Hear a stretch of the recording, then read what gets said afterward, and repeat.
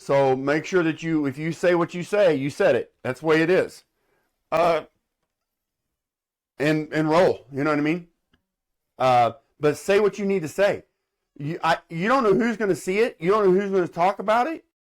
But I'm telling you, racers don't have enough voice sometimes.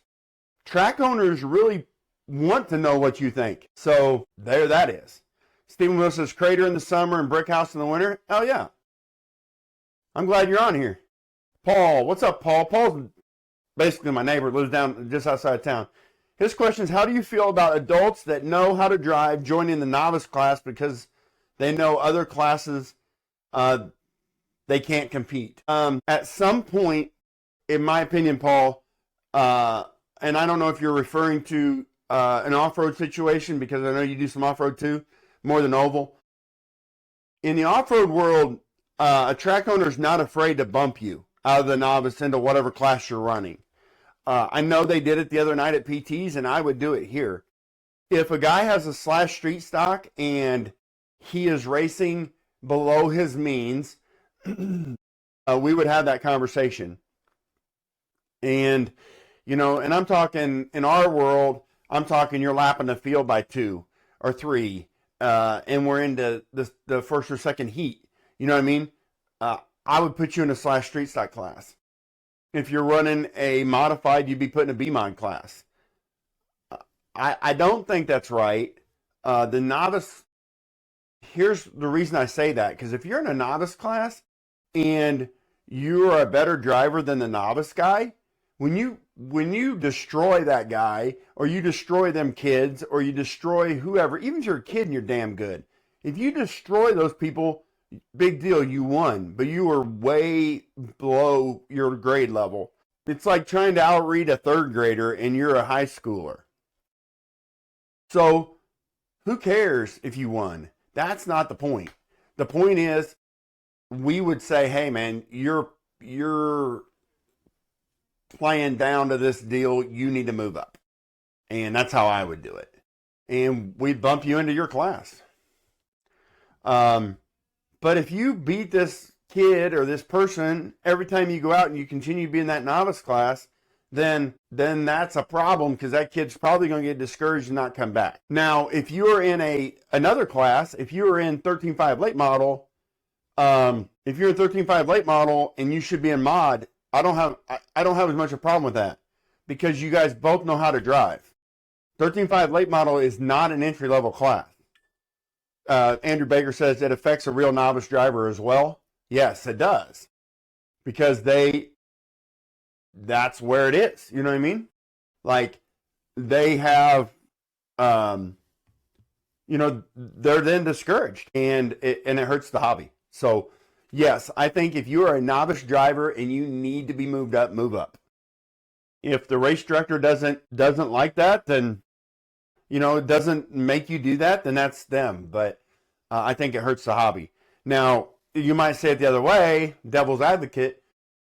If you make a guy move up and he's not wanting to move up, then that's it, Then had a full mod slash with kids with a granite and stock slash. Yeah, and I mean, I'm assuming he could drive it well. So I would think that would be a move up. The novice class right now, we don't have much of a problem with that, Paul. But if somebody did a jackass move and brought a mod car to the novice class and wanted to run novice class, we would have a conversation here. We don't have that much problem in the other side, in the dirt oval side, or I haven't seen it, at least not here. So that's the difference. But that wouldn't happen. It just doesn't help anybody. And most of the time you get belittled as an adult racing that kind of car against kids. There would be people heckling you at the track probably. So, okay. So anyway, yeah. I did see back up to Jason's. He said I couldn't race, but Cheese City Extreme Track in Monroe had a good car count Saturday. Yeah, I looked at that too, Jason. I don't remember. Hang on just a second, I'll look. They did have a good number. I did see Drake was up there this weekend also. So If he jumps on here later, maybe he can give us a little insight. 83 and a 37. So 37 drivers. Oh, no, I'm sorry.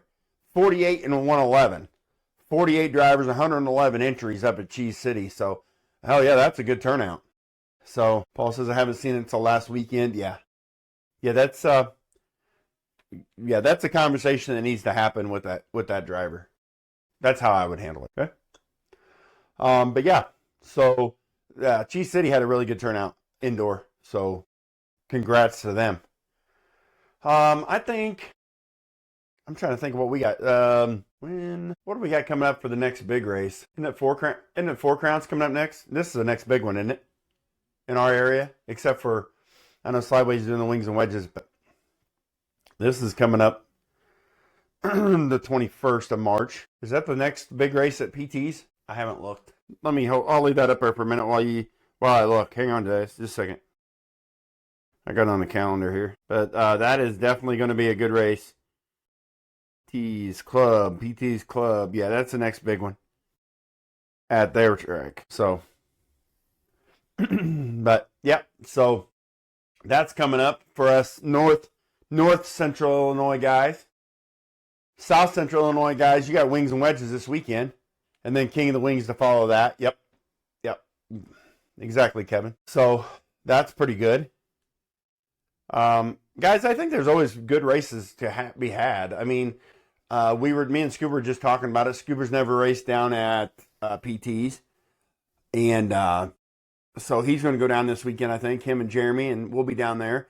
So that'll be good for a part of the Kempton crew to go hang out and watch those guys get some laps in. And it'll be fun to see Scuba get back on some dirt. So duels in Milwaukee, yeah, that's coming too. We will be there for the duels also. So yeah, there's a lot of, and then Foam Oval Nationals after that. So the Foam Oval Nationals is coming up too for our 1RC stuff for Dave's RC Underground Radio. Dave and his product that he puts out every year for charity. So if you guys see some Foam Oval National stuff come across, or you see us tagged in some of that stuff, make sure you guys check that out. And if you can help out in any way. We're not begging. We're just telling you it all goes back. It all goes back to charity. So rumor has it they might add buggy street stock to the duels. Interesting. So that'd be cool. I've never been to the duels, so that weekend is the weekend of the 6th and 7th of March. That is my anniversary, and me and the wife are coming up. So that'll be a good time. So, and we'll hang out all weekend up there with you guys. So, and then like I said, we got a busy March, and we have to get a track ready. So, our track's pretty soft still. Pretty light on the loafers trying to get across it. It's really muddy still, and but we cleaned all the leaves off of it today and got that done. I ran foam tire on my B-Mod today at the Demon, which is carpet, and I'm really impressed on how they handle. Yeah, foams handle totally different. That's for sure. I'm not a foam guy. I've never been a foam guy. I did get on and comment some stuff on Dustin's post or live the other day about foams, and I don't know anything about them, so I can't say too much. But from what I've seen in foams, there's a lot of pin it to win it. Once you get the car set up and pin it to win it, and that's fine, just not my cup of tea. So, and there's some guys that we race with that were on there that race both sides, and there's valid points for both sides. The thing that was talked about a lot is, at Limestone anyway, how big the track is. You can really football it, and you don't have to lift a lot. And Dustin kind of said it, and I commented on it. Narrow the track up. Those of you that have been here know you cannot pin anything to win anything here, just because how narrow. Easier to turn. I was able to get on the throttle way sooner. Yeah, they're stuck. They're stuck a little bit better, I think. But that's the difference, like here you have to really get off of it and and get it done. You know what I mean? Bo says my track is ripping. Yeah. Where are you at, Bo? Where's your track? I think we talked about it last time, but I don't remember exactly where it was, but where do you have your own oh, there it is. I just pulled up your I just pulled up your picture on Facebook. So yeah. Yeah, that's a good looking track. So yeah, that's a big part of it, man. I enjoy, I don't know, man. I'm going to try to keep mine a little looser this year. We're going to drive it in well, but then we're going to try to take the top off a little bit. I bought a new aerator to help that. The aerator I had last year broke, and I put it together enough. We had a good race in the fall brawl, but this question came up, and there's some guys that work dirt in here. I know, and I know there's a lot of track owners in here.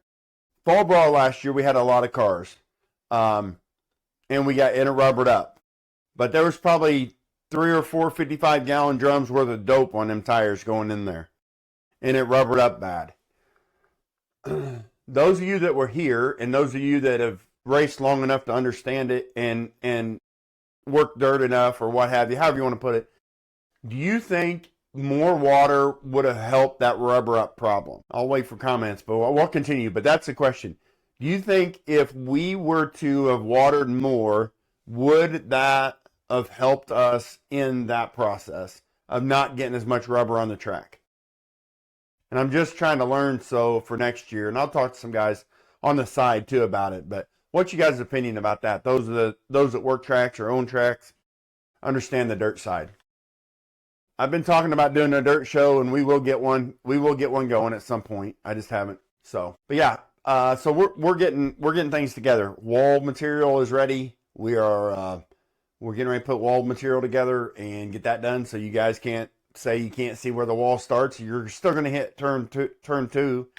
I understand that, but at least guys can't say they didn't see the wall. So, do we really need dope? I didn't always sauce mine, and mine was good. I don't know, Jason. I don't know that the tire dope. That's a good question. PTs doesn't allow you to dope on the property. I just don't know if you put another limitation on something. You know what I mean? That's where the question comes in. Scuba says, don't paint your car yellow. It's going to be yellow, boys. You're going to see the black to yellow. I never use it, Chris says. Need more water early. See, there we go. These guys are there. Need more water early. The water during the heat just made it keep dusting. Okay. You could have done a few things, but it all takes time and adds to race day. Our advice that race was let us pound and the door down and be done as quick as possible. Yeah, I agree, Ryan. I think it went fine. I was just trying to think of maybe not as big as what we had that day. Yeah. Oh, yeah. Sorry, Ryan. Maybe not as big as that day, but you know what I mean? If we had rubber up early, what, you know what I mean? How can we help that? And I agree. I think it was a little dry with both of those comments, I think. But I don't know. I think no dope is just another regulation. I know how guys are doing it at PTs. Right. They're pre-saucing, right? So, and then they're holding one set of tires for, sometimes they have 3 pre-sauced, and, you know, they'll run a new set every round because they want that pre-sauced tire. So, yeah. But, you know, they just have multiple tires with pre-sauced. I know that happens. So maybe that's what it is. I don't know. I don't know if that's the end all be all, but that's just another thing I don't really want to regulate. We definitely don't do that. I know you don't. I wasn't calling you out, Justin. But that's the way that works. So that's part of it. You know what I mean? On a hard surface, you can lightly water and then run a golf cart around it, and it will remove most of the rubber. Soft track, don't even try it. Yeah. Well, we're honestly, we're pretty, in my opinion, I think it's pretty we're pretty well packed. I think if it wasn't as packed as tight, we probably wouldn't have rubbered up as much. I mean, sometimes you just deal with it and you go on. You know what I mean? Like we did that night. It is what it is.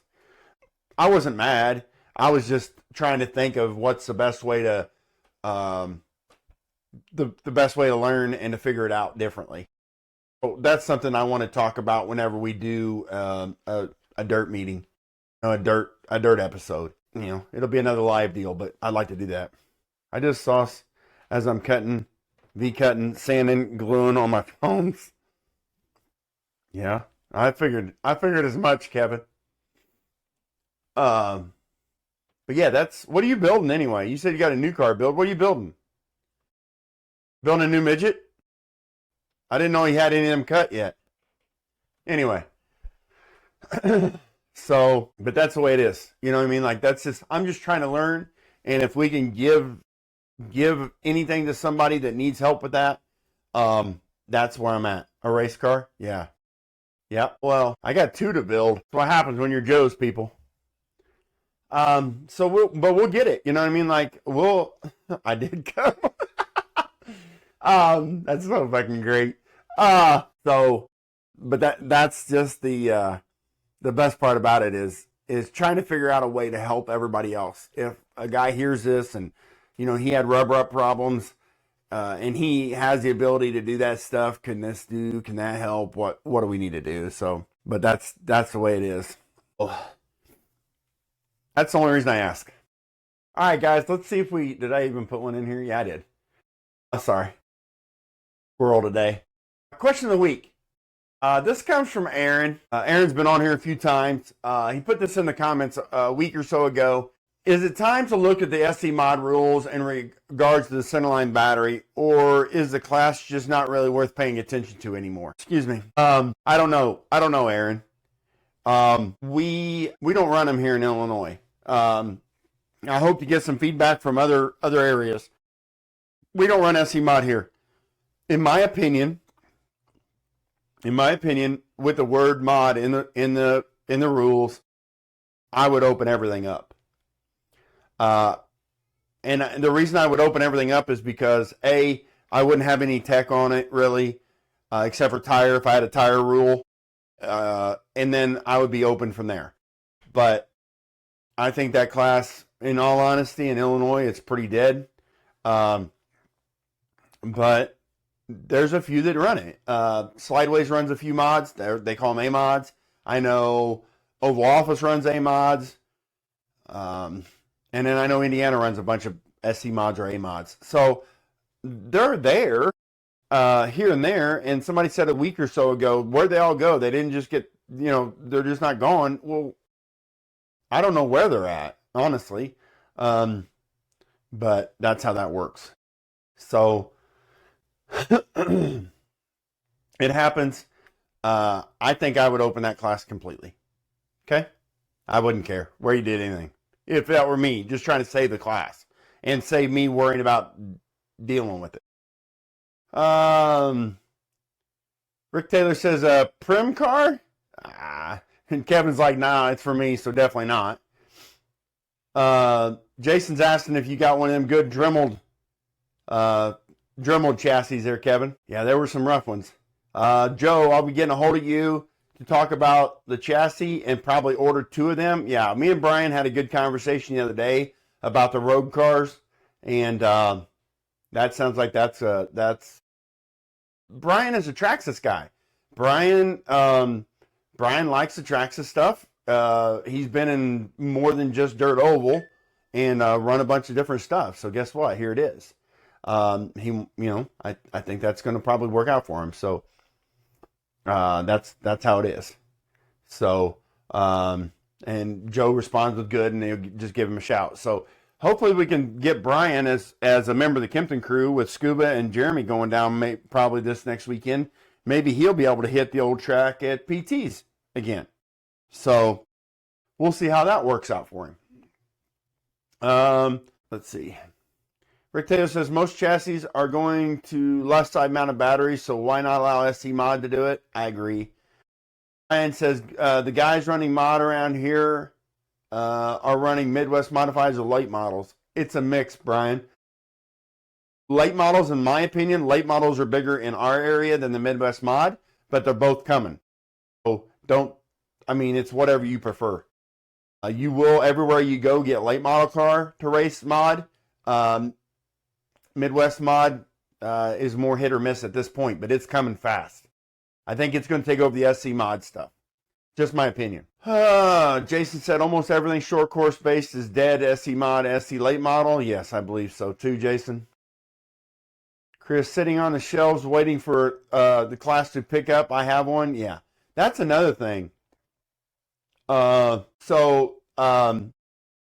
is something that there is a lot of people that might have them sitting on shelves waiting. But I don't know. It's going to take a big resurgence, Chris. I'm sorry to say, but I think it's going to. Nope, GFRP. Cut with love and care. There it is. Well, I can't say the Rogue ones aren't normally cut with love and care. I can promise you that. I've got one, and it looks damn good. So, I know it, but I'm just saying it. So, but that's how that is. I think back to Brian. I think Midwest mod's coming quick. I have a deal on it, but late model is really the hot ticket right now in this area. Midwest mod is not as prominent. So I'd buy 4 of them and put you and the boys on both. John Thomas, I got a 29 SC mods at Kaminsky Dirt Bowl last week. John, where are you from? What's your track? Thanks for jumping on here. Let's talk about who you are, where you're from. That's kind of what I do for everybody that's new that comes on, first time posting. And yes, that's badass. 29 SC mods are great. Southern Indiana, right? So is where Kaminsky's at. And that's badass. It's just not in this area right now. I'm not saying it won't come back, but I don't know what needs to happen to get it to come back in this area. You know? Thought about turning it into a super street stock for slideways. We're running super street stock for a race up here too. The full fender 55. Kevin Smith says Joe cuts his with care. Yes, Joe does. You're right. Jason says, I thought Farmer City still trying to run B-Mod and SC late models, but talent is questionable at times, LOL. I don't know. Is anybody from Farmer City on here? You guys running SC late models? B-Mods are still around. We're going to, if they show, we'll run them. We'll have a B-Mod class for most of our races this year, just because I know Tom and Tommy, Scuba and Jeremy have them. I don't know how much they're going to run them just by talking to them, but I think there's some around that could run. I know, I think Ben ran one last year. He can correct me if I'm wrong, but somebody over there had one. Mayfield, Kentucky, getting ready to open a track of ourselves, Checkered Flag RC Raceway. Hell yeah, let's go, Kentucky. Well, welcome to the podcast, John. I hope you, I don't know how you got here, but thank you for jumping on here. Make sure you follow us. We're here every Saturday or every Sunday night at 7 o'clock, banging it off the doors and figuring it out. So if we can help you in any way, or you can put input in, man, do it. This is where people get to talk. Okay? Thanks for jumping in. Josh says, I got a SE mod half built and a SC late model I need parts for. Should have them both done this spring. Matt says, SC late model for the Shark race, but that's it.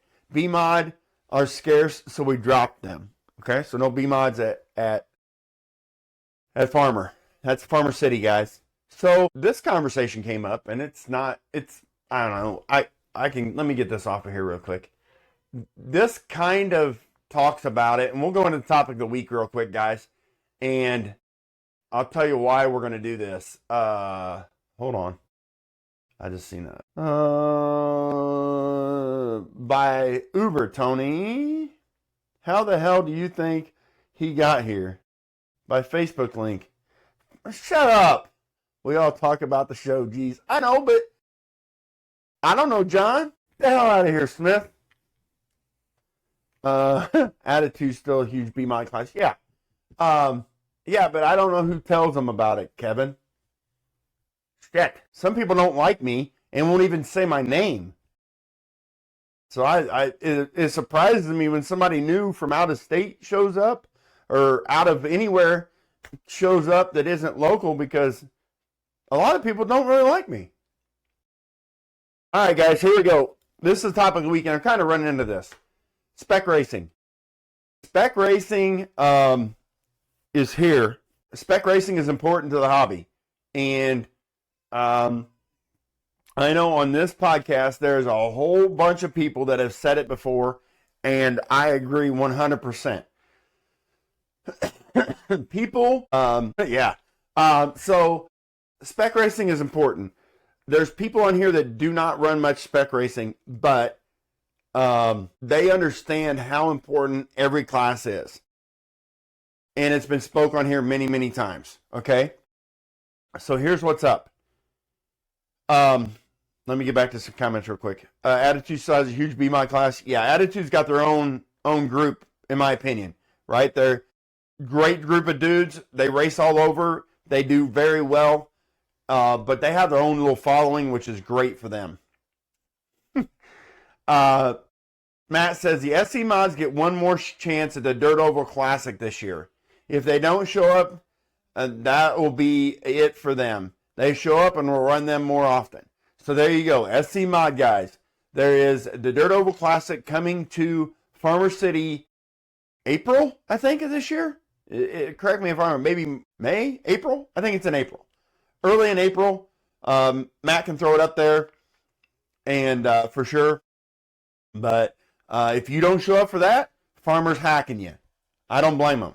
Guys, most tracks in this area have hacked them already. They just don't show up. I made SC Mod a class every race last year, and I had 0 show up. Every race there was a trophy made that was on the flyer for SC Mod. Every race, 0 showed up. Into May, Matt says. That's that race. Okay? I didn't know a date for sure. All right? So there it is. The Scuba's laughing at the fact people don't like me. And that's okay. I agree, Scuba. I know right where you're at. And then Ryan says, we say your name a lot just with some added adjectives. Yeah, I understand. Hell yeah, as long as you're saying it, I don't care what you say about me. Many people say bad things, and I'm okay with it. People don't like you. How does that work? I don't know. I don't. Man, back in the day when people didn't like me and they ran their mouth and shit happened, I would block them. I would kick them out. I'd tell them, you're not welcome here. Now, I just let it happen and say, fuck it. You know what I mean? And then I deal with it the way I deal with it in person instead of blocking them or doing whatever that bullshit is. We're not in kindergarten anymore. So as grown-ass men, I don't block people and I don't, kick them out of the group or do any of that stuff.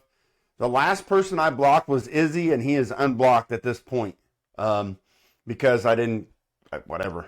You know what I mean? Me and Izzy had a confrontation on mini mods way back in the day, and I blocked him, and now I've unblocked that and talked it and talked to Izzy, and we're cool. It's just man to man instead of clicking a button. Chris said we should probably report that Kevin guy. Yeah, he probably has been by more than one person. Kevin says, thanks, Ryan. I didn't want to be the only asshole. You're not. And Ryan says right below, we all need a wingman. Yeah. I'd rather a wide open. The wingman is a slick. Whatever. I can't believe you. Kevin says blocking is for little kids. Kevin, then he comes back with nope, just block me. People do. Yeah, that's what happens. They don't report you anymore. What's up, Jason? Thank you for kicking that in there. Jason says Cheaters Inc. is ruining spec racing. Always someone out there spicing up spec motors, transmissions, etc. I'm out of spec. Can we run banditos? Where? Where you want to know if you can run banditos? At my track? Look at the rules. I don't think you can. I think you are the most approachable track owner around. You listen and think about our ideas, good or bad. Thanks for that, Weasel. Yeah. Guys, I'm no different. I'm on no pedestal. Promise you. I sit here and bullshit with you guys for hours on end on a Sunday night. I'm no different than anybody else. Just shut up and listen to the people that are paying your bills, if they are. You know what I mean? Like, whatever. James, I don't think so. I just changed the rules and they are not on there. No more banditos. You can't buy them. You can't race them. Scuba. What's up, Dan? My buddy Dan's on here tonight. So yes, Jason, back to Jason's deal with the spec stuff. I understand the spec stuff, man. It's tough, but it's important. Yeah, Banditos equal hot laps. Yeah, or Louise. I give 3 of them. Louise, hot laps, and DEs are available for SC stuff.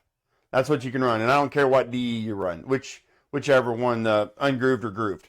Okay, hot laps, and then the Louise tire. Banditos are not available, have not been available for a few years, and we had to cut off the umbilical cord at some point. So Banditos are out. And believe me, I own 5 cars with them on there. I got to paint. I'm going to paint hot laps on my Banditos. Yep. There you go, Brian. So that's the problem we run into. So the guys like Cheaters Inc., the guys like Fast Guy, I've seen some arguments about that. That is why a lot of guys don't want to spec race. That is why a lot of tracks don't push spec racing, because we have to figure it out. You know what I mean? And that's why we have got to figure that out, because some spec cheating disappears if said track doesn't let people run mod and spec both in the same night. Right, Ryan, that's another double-edged sword, right? Jake Harrod, gonna have to find a tire sponsor for the 2-seater. Yeah, I'm sure we'll figure one out. That's the problem.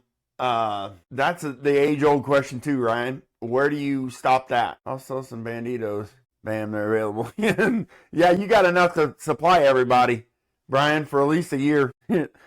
Weasel says, Scuba, I just want some cheesecake from Christina. She bought me my own this week. Well, the family own. I went and got a piece. Why don't you come racing with us next weekend, Weasel? Let's go to PT's next weekend. I promise you, there'll be cheesecake there. Guaranteed. There you go, Jake. And Kevin's got you.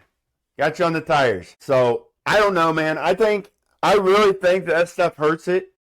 And it hurts a track to have to text so much.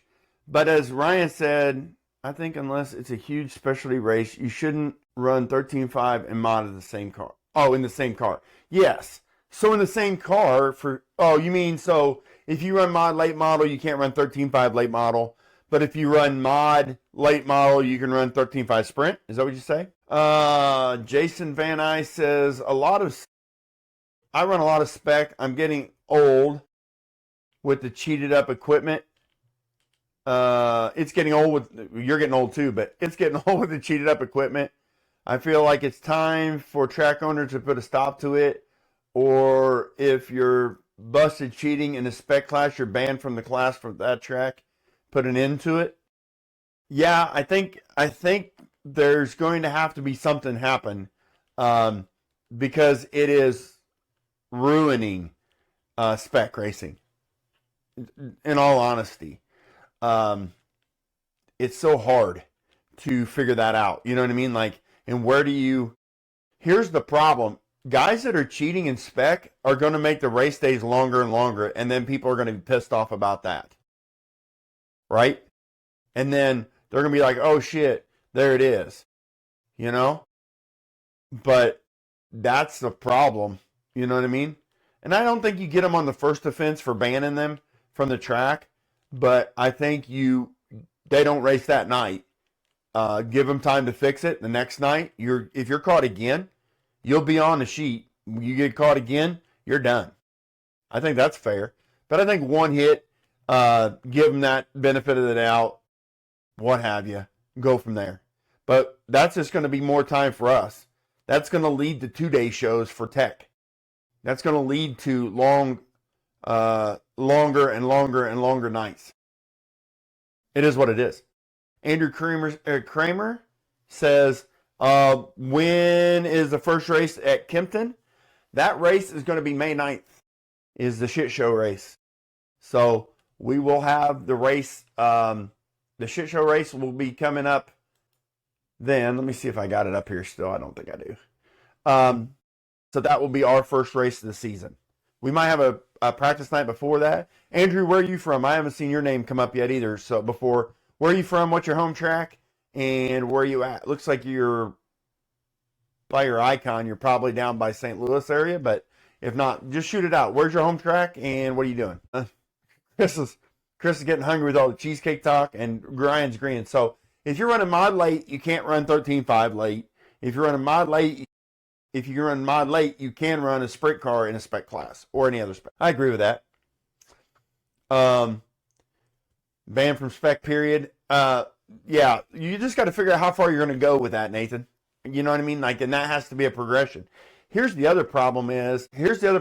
Spec racing needs to be there, but it needs to be honest. And you know, you nip a couple of them on you're done for the night in that class, they're probably going to be legit in the rest, right? You might see a guy over there thrashing, but that happens too. Sandbag till the end, Chris says. And then the response by Josh is, that's not sandbagging, it's just, I just suck. Yeah, no shit. And I understand what you're saying too, Chris. There are guys that turn their shit down till the end. I understand all that. I mean, but as a track owner, you can only do so much. At some point, when does the integrity in the hobby stay? If we do like the videos we've been putting out, we could do some serious torture to you if you did that shit. But unfortunately, that's not where we're at right now. Joe says, I still think setting the just stock at 35K or 25K RPM in the ESC will eliminate some of that. I don't disagree with that. Dan, what's up? I've got a solution to the cheating problem. Tell everyone you're going to cut off serving food to them if they get caught, and make sure they have a huge pot of chili sitting there. No food for you. Yeah, no shit. Something. I mean, God, guys, I understand. Whoa. I understand we want to all win, but we're racing for toy cars. We're racing toy cars to have fun. Just be legit. I don't know what else. I don't even know how else to say it. You know what I mean? May 9th, 19th. You're going to make me work, aren't you, Munsterman? Hold on. There it is, Munsterman. Actually, it looks like we're doing May 1st. We're doing a Friday, Freedom Friday on May 1st to get things going. May 9th is a shit show race. The 6th of June is the Shriners race. That's a huge race for us, guys. Maybe we just spec a battery. Also, like a 50C battery. Can't get the full power like 140 C packs. Yeah, I don't know. I don't know what the number is, guys. That's tough. That is tough for everybody.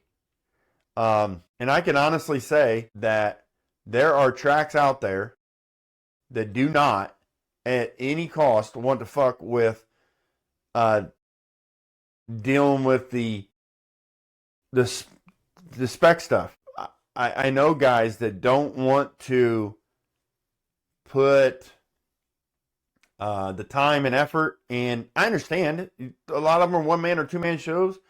They don't want to deal with speccing the just stock stuff.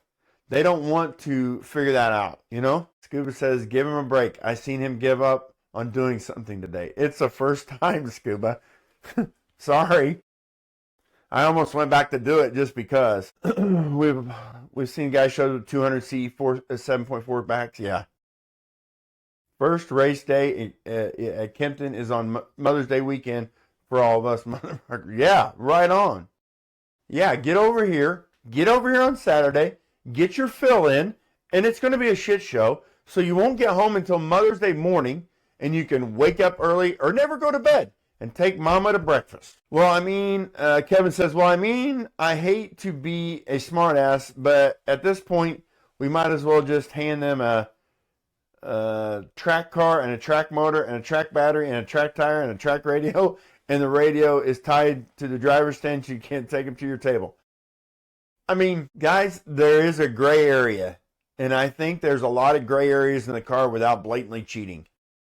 I don't think the motor is everything, but I think the motor is a lot of it. As seen in the Chili Bowl, they opened up buggy street stock to motors are wide open on that in that area, and we've seen a lot of shitty racing because guys are overpowering them. Guys don't have their car set up because they don't normally run an open motor in it. So I think setup helps a ton. But I don't know your answers. I can't. And I understand Kevin saying that too. Weasel says he likes the idea. And Nathan's thinking it's an IROC series. Guys, I don't know. I think that's, I don't know. I don't know that there's an answer. But as Jason said, there's a lot of times, that's why a lot of people don't race spec. And it hurts. Now, here's another question. If we get out of the just stock and we go Roar approved, does that help with the motor questions? Let's see. Dank says, I disagree. I beat a cheater motor with one out of the box, never touched, ran hot as fuck motor. It's the driver. You can tell the cheaters. We all see you. Just because you pay to have your motor tweaked doesn't mean you're going to win. I've spoiled my home track techs. I've run 13.5 motor. Sorry guys, it keeps jumping on me. I'm running a 13.5 motor I got used from Shane Sanders 2 years ago. And if you don't crash, I can keep up with the Cheaters Inc. I agree, 100%. I just think that there is a lot more to it, Dank. I don't disagree with you at all. I think that's part of it. Kevin Smith says, LOL, just sucks that we've got to go to that. Yeah. Scuba says, Witt's Racing Products 13.5 motor with a just stock ESC. There you go. Van Ice IROC Buggy SS SR10 box stock, no adjustment except for the radio or spring clips. Dennis Martinez Sr. says, open 13.5 with a blinky mode. It will help. What are you doing, baby? What are you doing? Jake says, I like the claim rule Backyard had. New motor plus cash. You can get the guy's motor for the Hobby Wing classes. Yeah, I don't think that's a bad idea either. I think there needs to be something set up. If we're going to do that, we need to figure out how we're going to pay that, or, have the same for everybody. So Kevin says, I sold all 8 of my cheated just stock motors last week for $100. I will DM you on a list of buyers. Get the hell out of here. Or a bandit. Steven says, I was just going to say the same thing. Yeah, I think it becomes a whole lot more than that. Kevin says, yeah, I think that's only good for the midget class. I do believe in Blinky for the other classes. Yeah, I don't know. I don't know if there's a perfect way to make that happen or not. I do really like the Roar idea, guys. For they're cheated up to, or you can spend. I know it happens every time. Roar motors are only $89.95, and then the guy saying that is buying a $300 Roar motor. So I like the idea of Roar because you can choose your manufacturer. You can run with your boys. But on the other side of it, you're running against money again. Of course, Cheaters Inc., you're doing the same thing. If you buy a cheater's motor or you buy a fast guy motor that's 13.5, then you're running against money again. You know what I mean? Like they're paying $200-300 for a 13.5 motor that's been cheated. You know? Oh, Ryan says, Kevin, you're in enough guys' DMs. Kevin's agreeing that you're in my top 3. Oh, yeah, there's plenty of that. I don't know, guys. There's no answers. There's just conversation. I'm not trying to tell you guys what we need to do. I'm just trying to say, as racers, what do we have to do? As racers, if we come up with something, how do we make that where the tracks can handle it also? Because you can say we need to do this and this and this and this and this. Steiger's number 1 in the DMs. You can say we need to do all this stuff, but then how do you get a track owner to be able to make that happen? That's where the question comes in. Excuse me. So, there it is. I don't know. I like a claimer rule. I like a house motor, like a handout. There's just some problems with the handout stuff that gets weird. 1, it's a big expense for the track, and 2, it's a big what if I hand out a bad motor? You know what I mean? Then it's on me. So how do I fix that? I don't know. So that's the only other problem I see. So, but there's that. So spec racing, there's where we're at in it, guys. I think there are a few companies. I understand why they're doing it. They're trying to make $1. And if I don't even know how to say it. There's no reason for it. Chris says, I got out of 360, only running mod now. Dennis says, there are tracks that don't want to police it because they don't want to lose the income or money. Dennis, I agree with your comment there too, but I am not one of them. I have no problem calling somebody out for cheating. I don't have manpower for it. Just got here. Claimer rule is point if the cheater is running a bogus speedo. Welcome in, Darren. Yeah, I don't know. I can't tell you guys what it is. Just an idea. I don't know if it would even work. But fix the gearing, pointless. Yeah, I understand what you're saying, Darren. Yeah, Josh, that is not. That's how Attitude does it. So Attitude, our buddies up there. I was just talking to some of them this weekend or last weekend when they come down to PTs, and Aaron has jumped on the BL2S bandwagon. I think it's a great thing that he did, and here's why.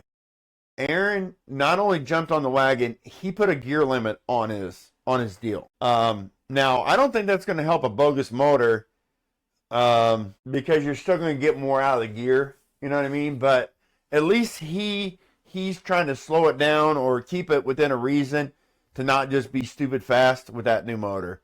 So, I think a gear rule is not bad in some spec classes, a max gear rule, and go from there. But I don't know. There ain't any cheated up 13.5 Witts motors in here, is there? Mine come right from the package with a G3 ESC, and I don't feel it's illegal. Motors just rip. There it is. If that's what sponsorship is from Kevin. Yeah. Sponsorship. I'm a peasant. Witts sponsors me. LOL. Yeah, there it is. Kevin is Witts. Who else have you ever seen that's Witts besides Kevin? Kevin is Witts. Prove me wrong. Prove me wrong. Can't say there isn't, but I can say mine aren't.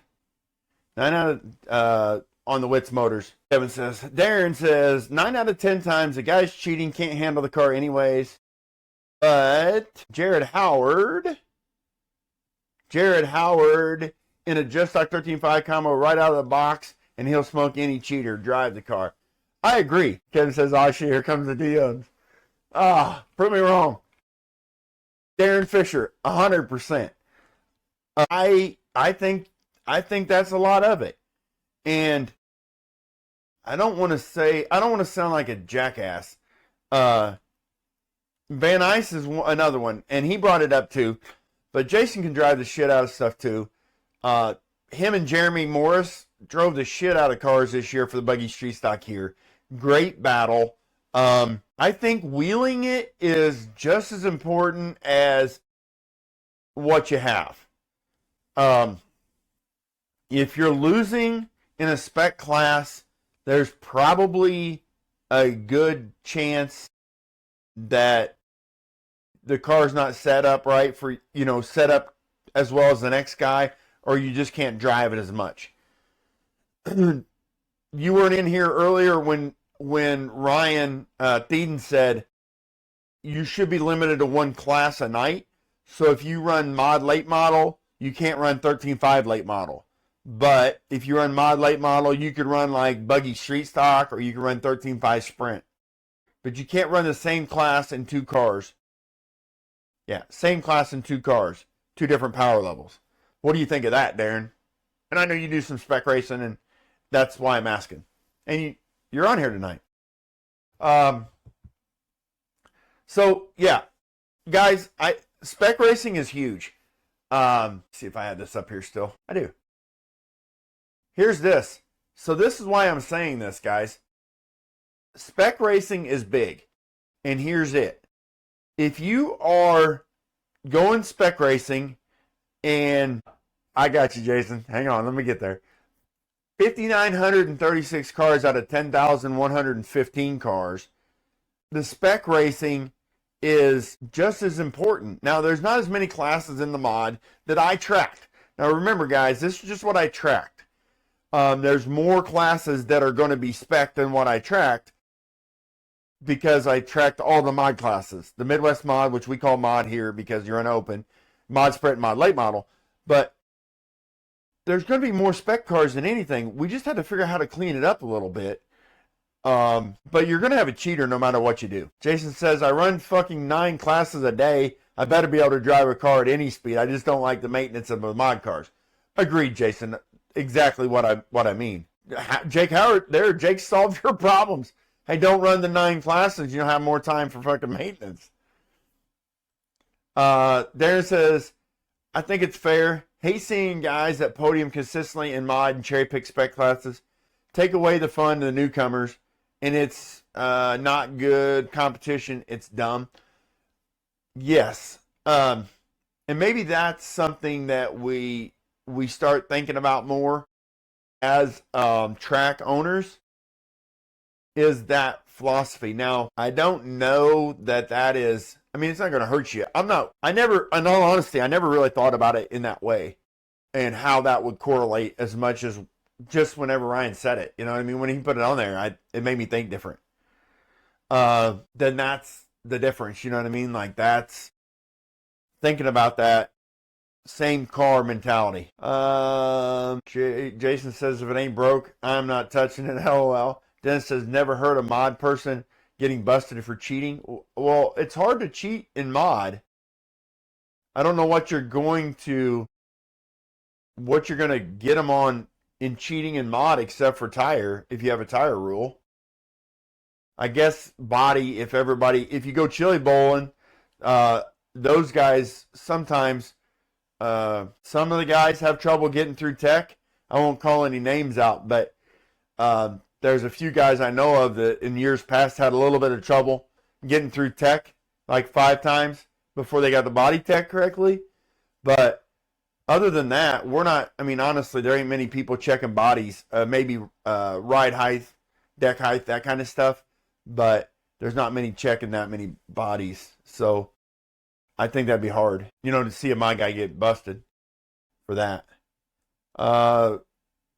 Unless you're talking a mod person racing down getting caught, then that's something else. Run less classes, shit won't fall off the walls in the trailer. Yeah, there you go, Jason. And Joe's agreeing with Darren's statement. Jason says, nah, just got to remember to turn them off. Yeah, that happened in Fall Brawl.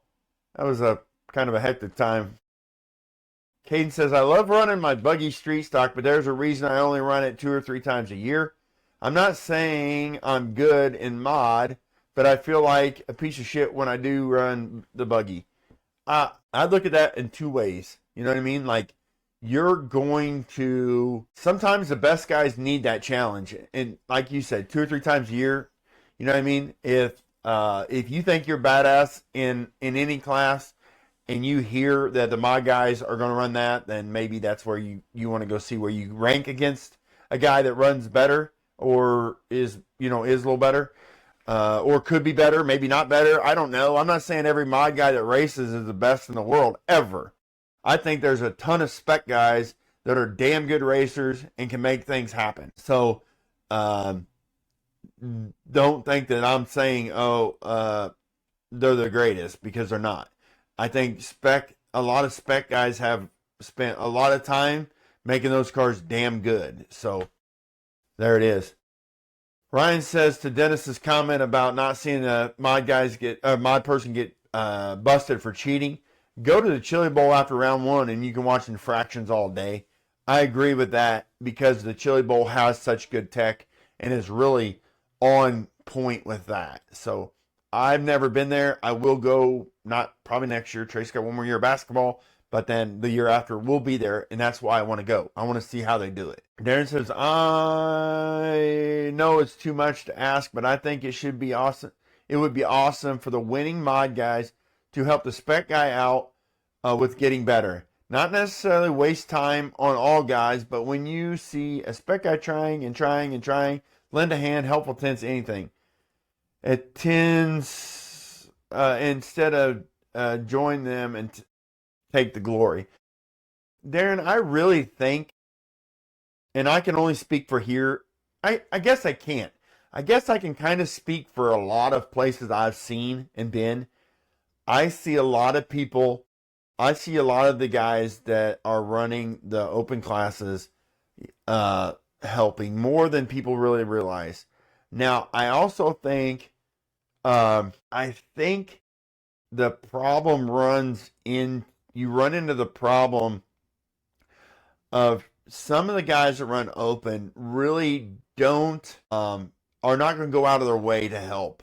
And I've heard it on other podcasts. I've heard other people say it. A guy walks up that is, and I'm going to use Jared as an example, because everybody knows Jared. He's very fast, very quiet, but very fast. But say Jared walked up to a guy and said, "Hey man, can I give you a hand with that? It looks like it's out of control, or it looks like it's, loose in, whatever." And the guy goes, "Man, this thing runs perfect. What are you talking about?" So then Jared's done. I don't think that's a deal. You know what I mean? I think that happens more than you think it does. And then when a guy gets shut down like that, he probably could have helped that guy, or he probably could have helped 3 other people at the track. And now he's going to go sit at his pit and work on his own shit, or watch the big car races on a tablet, because this guy is a dick. You know what I mean? It shuts guys down. Mushroom says Jared and Jake will both help, without a doubt. I just use his name because everybody knows Jared as being one of the faster guys in the area.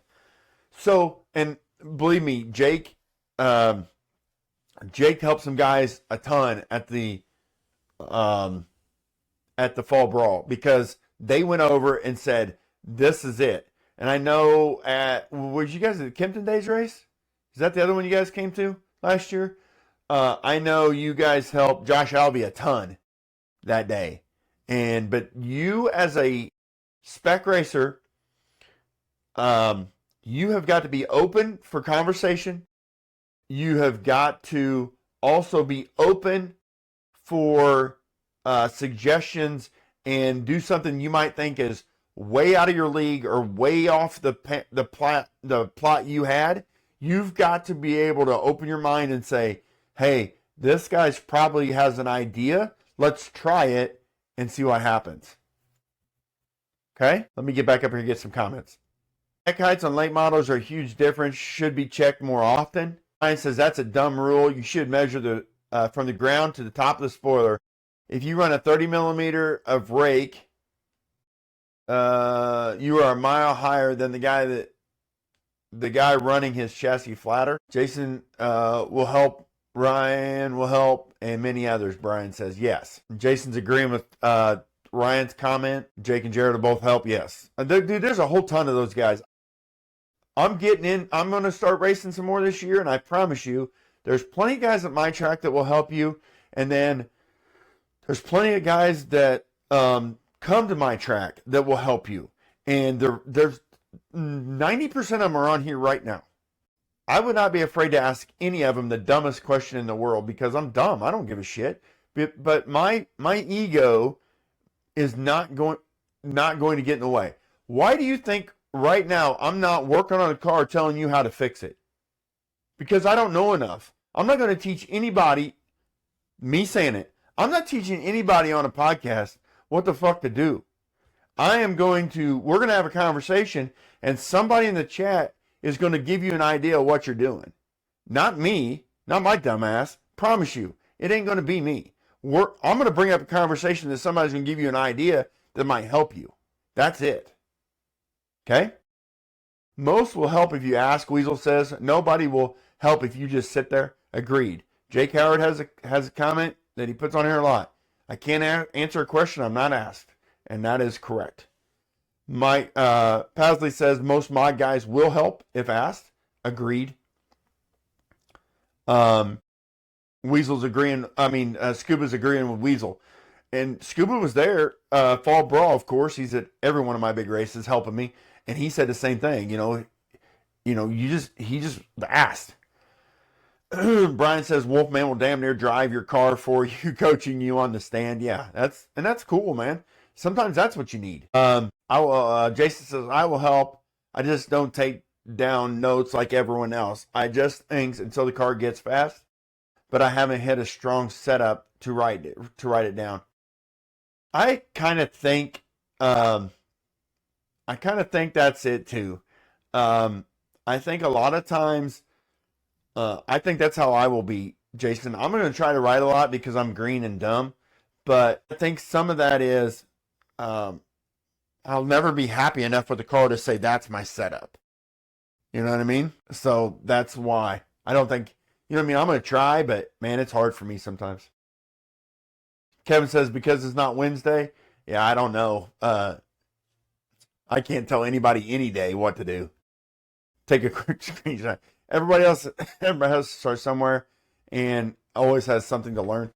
Yeah, but you have to be open to learning it. Like I said, you have to be off the wall, something different. Just jump in and do it. Because if you don't, you're going to be, you might lose the things. You lose everything. Josh says notes have been a game changer for me. Yeah, I think I will take a lot, Josh, but sometimes I've got to do it for a little bit with notes to figure out how I want to organize notes so I know what's going on. You know what I mean? And I know everybody has setup sheets. You can go find them on people's, people aren't working. They're just making setup sheets sometimes. And on those setup sheets, you can just put it all on there. Well, if I have 10 setup sheets and I don't know which one, I just got to figure out on my own how I want to do that.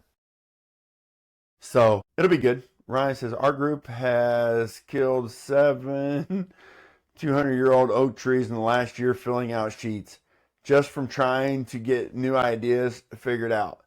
It sucks, but there's times we go back a month or two. Yeah. Dank says, Josh, 100% the same. Yeah, that's what I agree. I like your analogy there, Ryan, but that's the truth. Let's just talk about that a second. I know there's a group of guys, and Ryan says our group, and I know that pretty well. Josh says every change I make, I write it down and how it changed the car. I haven't found the perfect setup either. Okay, yeah. So Ryan, there were some of us talking, and we talk about as your group. You guys are trying to figure out how to make a little change. I think most of your guys are pretty close, and you're just trying to get that little extra. Now, say you make a change on your car that is going to make a little extra. whatever you want. Say you need to loosen it up a little bit, whatever that extra is. Does that work the same for everybody in your group? Or is it just you give them, hey, I did this. I moved this shim, a 0.5 millimeter shim, and it did this. Try it. I think people think as your guys' group, you guys know each other really well, so that helps. But I don't know that a change for you makes the same change for another guy in the group. I'm just trying to, how does that dynamic work, if you don't mind sharing? Brian says, and also need to remember if a fast guy helps you, we don't use fast guys on this podcast. But anyway, it doesn't mean you're going to be faster. You may need to correct your driving style, but when and if they help the car, it's going to be better. Yeah. The guys that, the veterans, the guys that are faster, and maybe not even faster, the guys that are more consistent, maybe that's the ones that will make a little change. You know what I mean? That will help you, or it'll swing you the whole other way, and you just have to figure it out. But I promise you, 90% of the time, 90% of the time, that guy's tried that and he's worked with multiple people before he's going to give you that tip as a for sure tip. Now, you might try is another thing besides do this, right? I have intentions on taking notes like springs, gearing for a particular track, but then I come home and unload them on the shelf until the next race at another track, and I never take notes. It's the one thing I'm not good at for this hobby. Yeah, and Jason, as long as it works for you, you know what I mean? There's nobody that makes you do it. You know what I mean? But you can, I feel like you can probably look at a car and say, hey, hold on to, grab the car off the track after watching it and say, this change, try this and see if this helps. You know what I mean? I really think you could. I know it's harder for you because you run so many classes. I understand that because you want to stay busy. But like Fall Brawl, you had time to sit and watch some racing because you were up there by me. So that I know that. With that being said, that helps. You could see something different then. Kevin says everyone's going to be different, but when an action is made, a reaction is taken, and that info can be shared to point in the possible direction. Yeah, I think you're right. If a premium, we don't use that word either, Munsterman, you know that, premium guy helps you. None of us, Ryan says, none of us drive the same. Sometimes it helps everyone half the time. Most hate it. What makes me happy is Jake and I talking almost daily and trying to find something. Ultimately, it's up to Jared and Justin to race it and tell us if we learned something or not. I just enjoy trying things. Ryan, I agree. Probably one of the reasons why I haven't raced a lot is the boys were racing. So Ryan and Trace more than Steven. Steven's the oldest one. He never really got into it a lot. He helped me with the track a bunch when we got started. So he was more of that side of it. But Trace and Ryan really enjoyed racing for a while, especially the mini mods. But I like to figure out stuff. I like the same way. I like to try to figure out how to make them faster, or figure out a way to maintenance a car better, or maintenance a car a little bit more than most would, to try to keep it the same car every round for them. Now here that's hard because I was running it, but that's what I enjoy doing. And I think that's kind of where you're at too, right? The wrenching side of it and the figuring shit out side of it is just as much, if not more fun than racing. And that's fine. People are like that. Brian says, hell, I don't drive the same car the same way from heat to heat. Yeah, exactly. Me too, Brian. I'm not that consistent. Jason says, lately, some of the biggest problems I watch the drivers more than their cars. They let go of the remote steering wheel on exit of the corner. That alone makes the car erratic. And they don't drive the car down the straightaway. They think the car will drive the straightaway on its own. Yeah, I used to be that guy until you said something.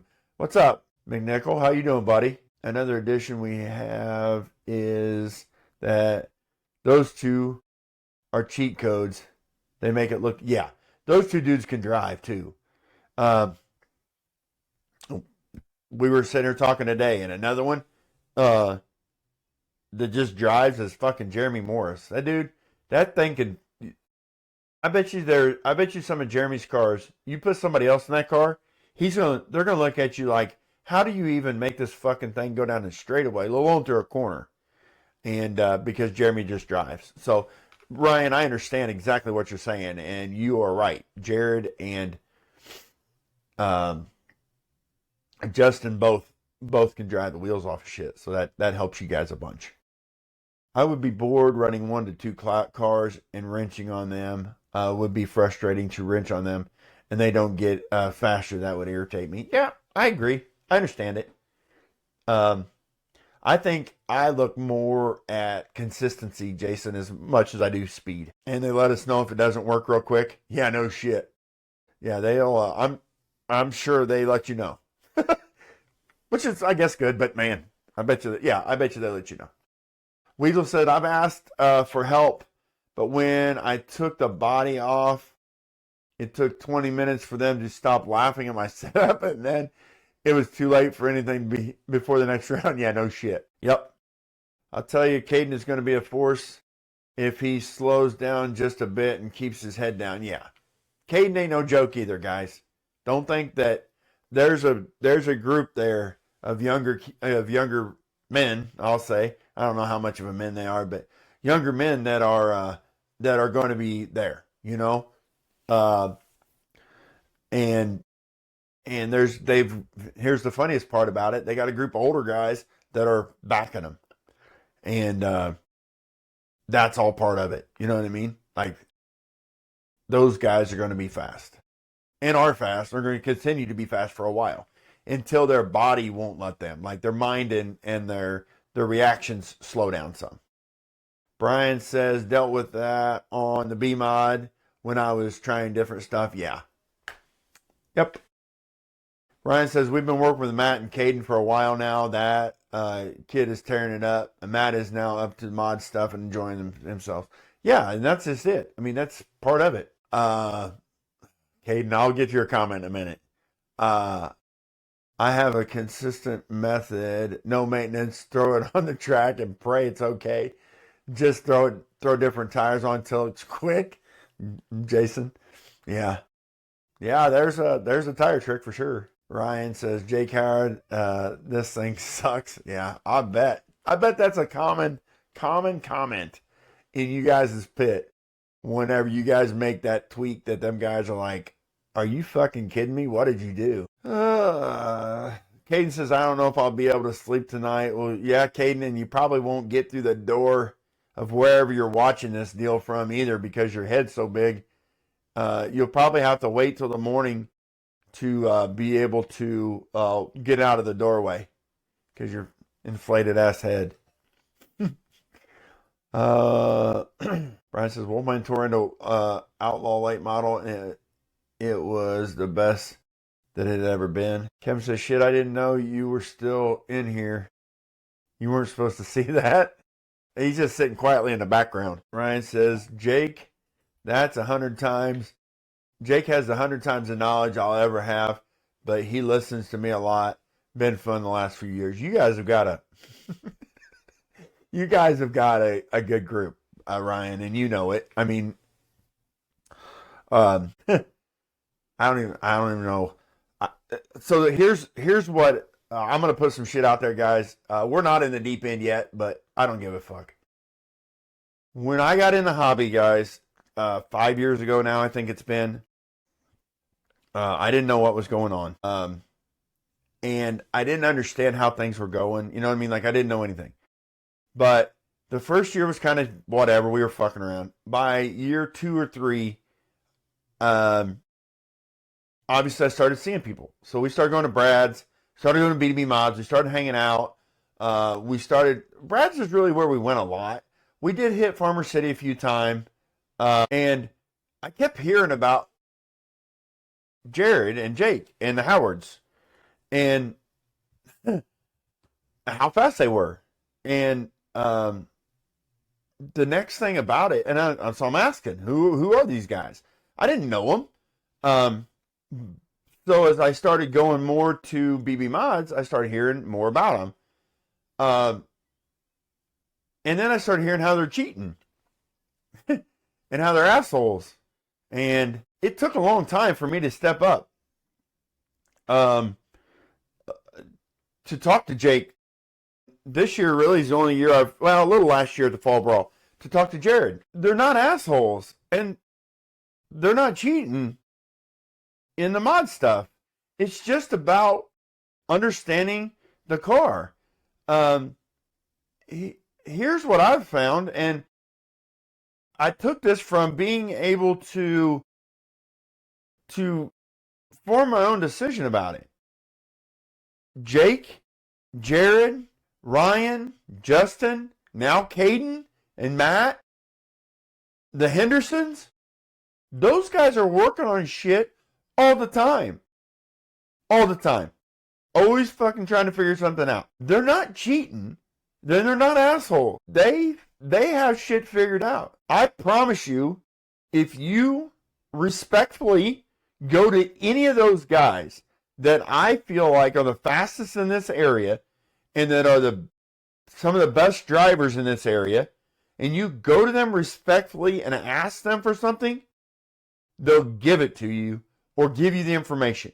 The guys that are saying guys like that are assholes and cheaters are probably either has-beens or never will-be's that are pissed off because these guys have more limelight, have more sponsorship, have more understanding than you'll ever have. And they're not out there bragging about it. They're putting the fucking power to the pavement or the power to the dirt, and they're making this shit happen. So here's what I say to those guys that are saying stuff. And I'm not swinging on anybody's balls. I don't give a fuck what anybody says. If you think those guys are cheating, put in as much work as them and shut the fuck up. And then you got something to say. I promise you, that is the best way to put it. Put in the work and you'll get there. Or your body won't let you. If you're an old guy and you're bitching because the mod guys are too fast for you, you need to step down to 13.5.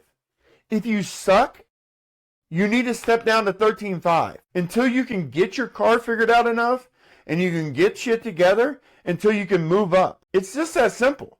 I mean, if you don't like what I'm saying, I'm sorry. I'm not sorry. It's a fact. Don't call somebody a cheater until they've been busted by somebody far better than most of the tracks will put out. Because most of the tracks don't want to deal with the teching side of it, especially the mod stuff. If you guys got Chili Bowl style spec or tech and it happens weekly and you're busting those guys weekly for tech problems and they're fixing it and getting it in spec where they can go race, that's great. And you're beating them there, don't call them cheaters just because they work harder than you. Sorry guys, ran over. Get back up here, get these comments. Caden's roof is now raising off his house because his head is so big. Don't worry about it, Caden. It'll come back. Settle in whenever your head quits swelling. Justin says, Ryan, it takes a team. And you guys have a good team.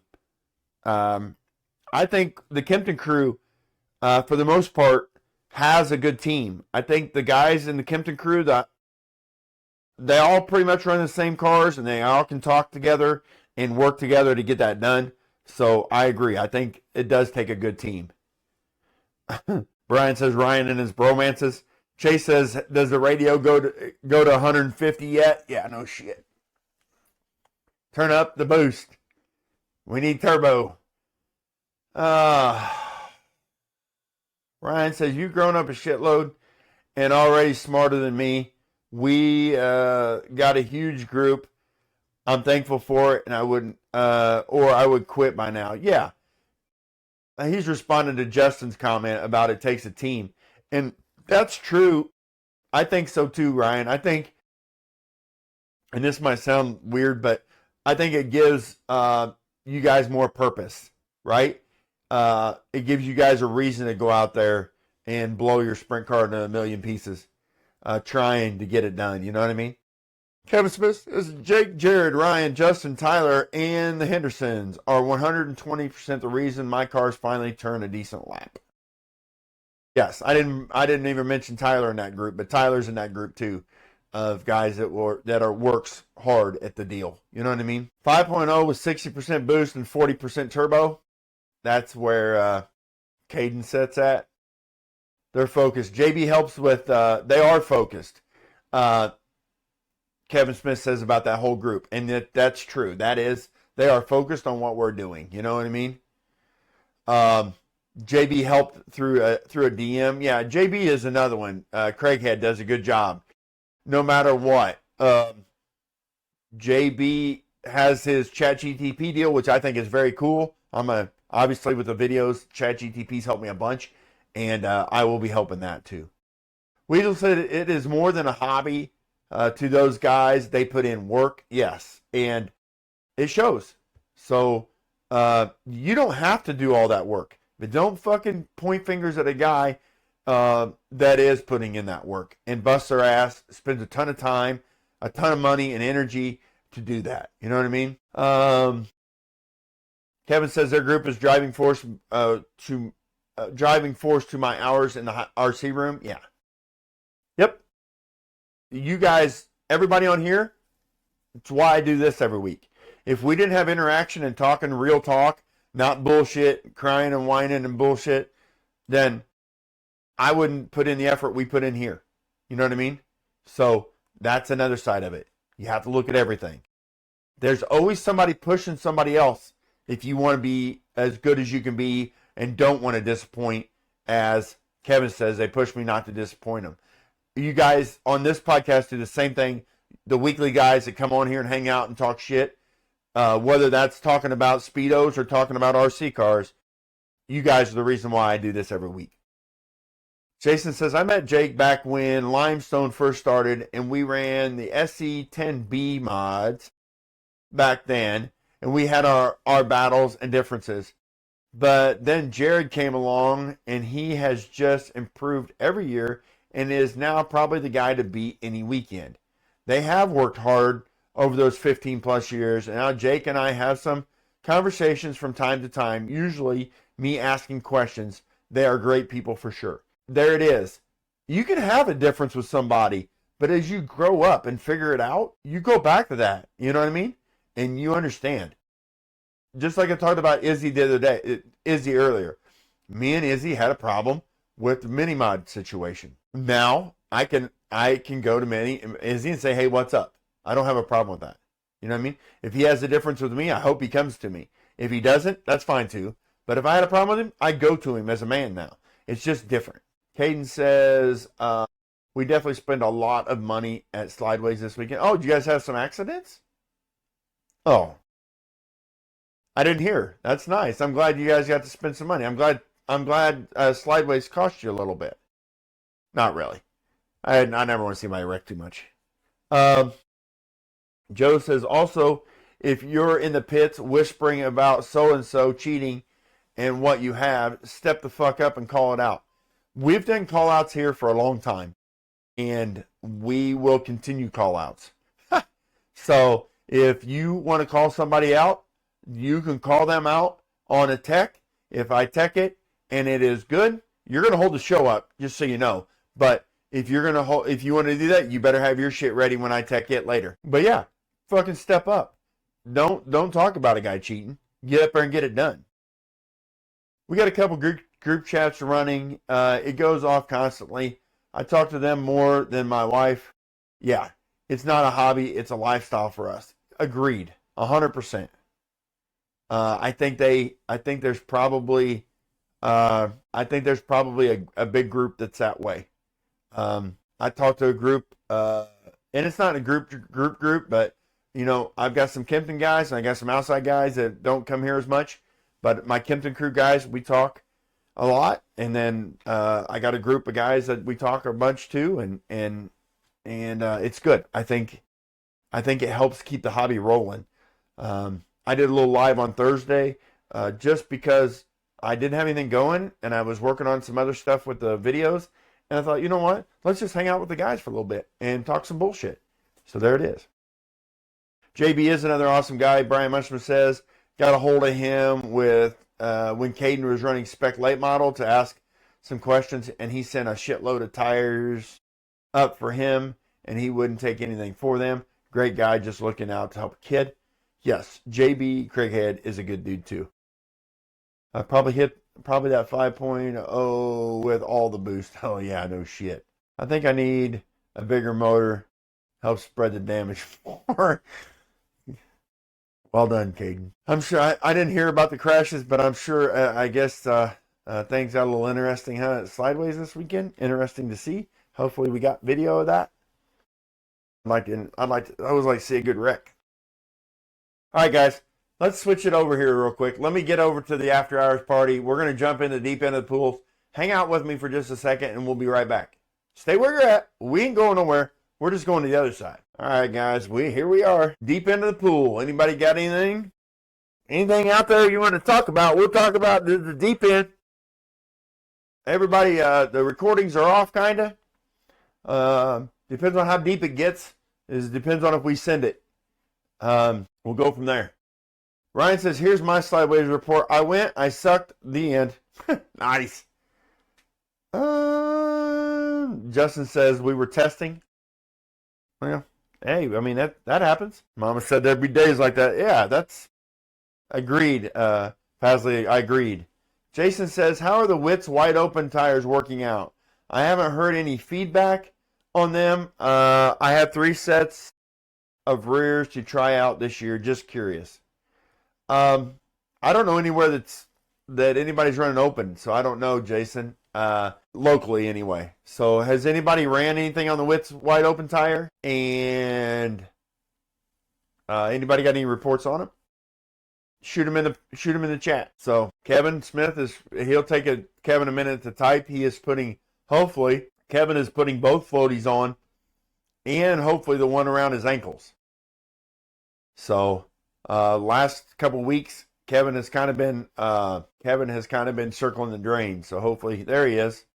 Midwest Mod at 5-star, the A-main winner was on wide open. Kevin says Josh TQ'd and won Midwest Mod this past weekend with him. There you go.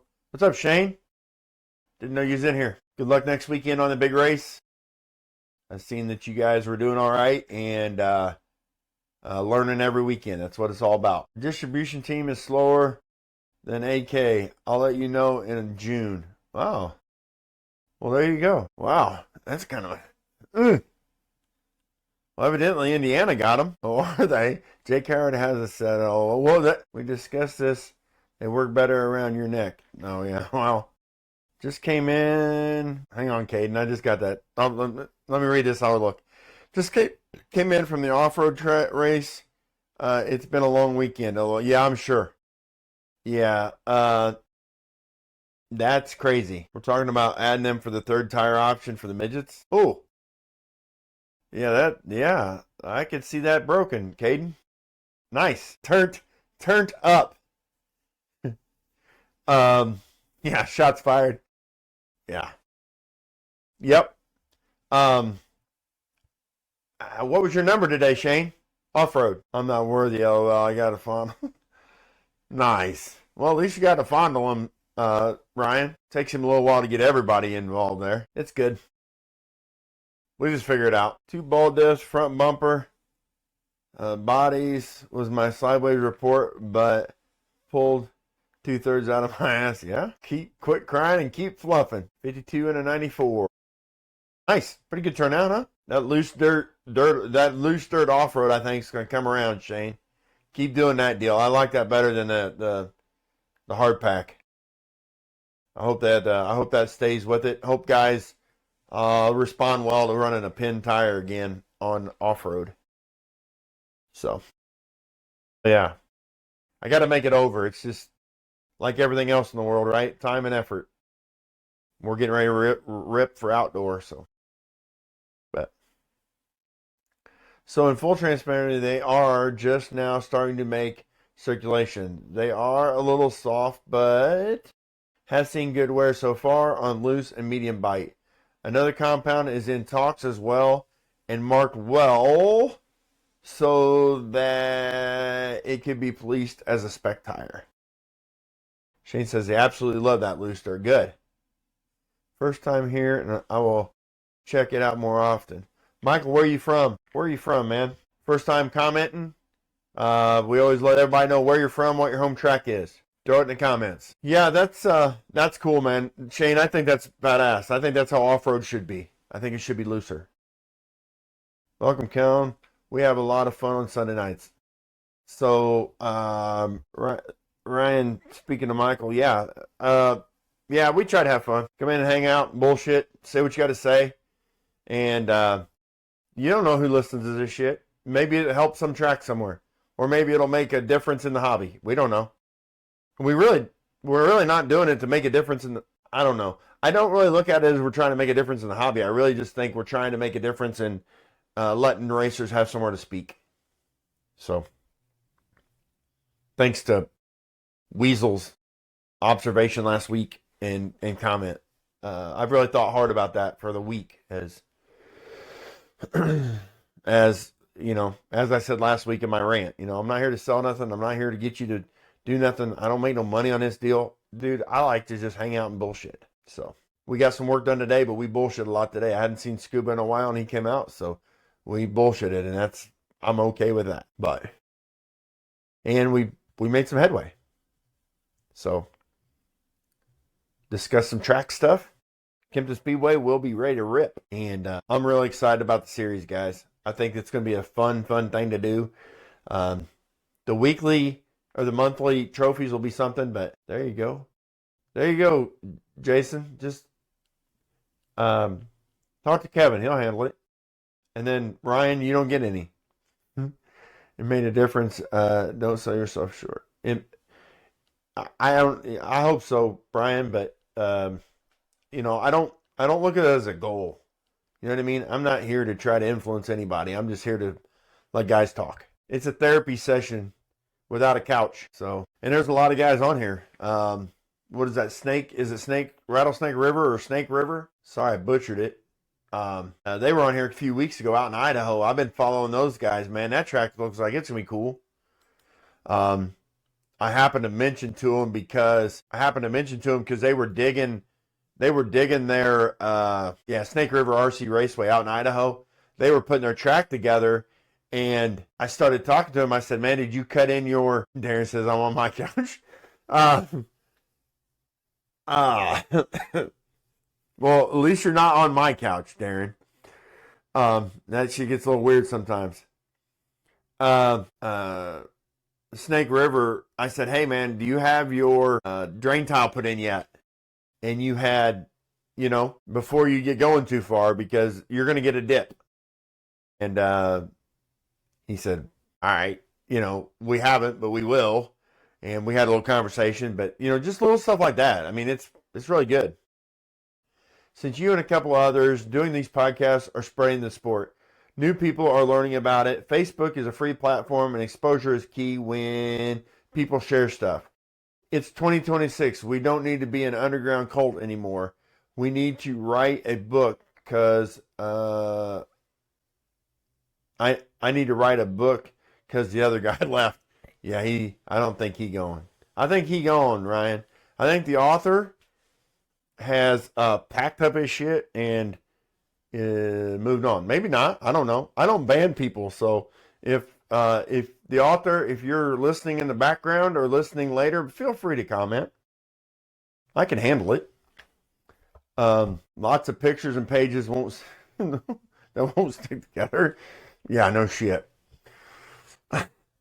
But that's, you know what I mean? So that's how that is. But it was cool to talk to that guy and give him that.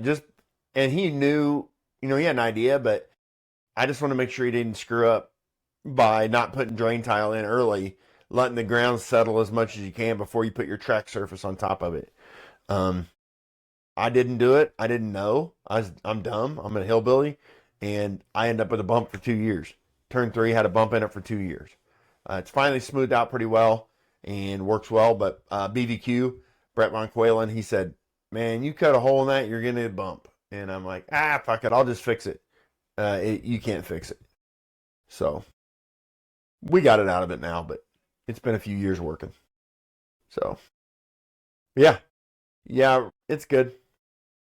I'm glad to do this deal every night, guys, or every Sunday night. And when the season starts and I'm bedazzling Shriner hats, I'll probably be doing it more. Or you guys will see me more lives during the week when I'm working on the track and stuff like that, because that's what I want. That's what I wanted to do.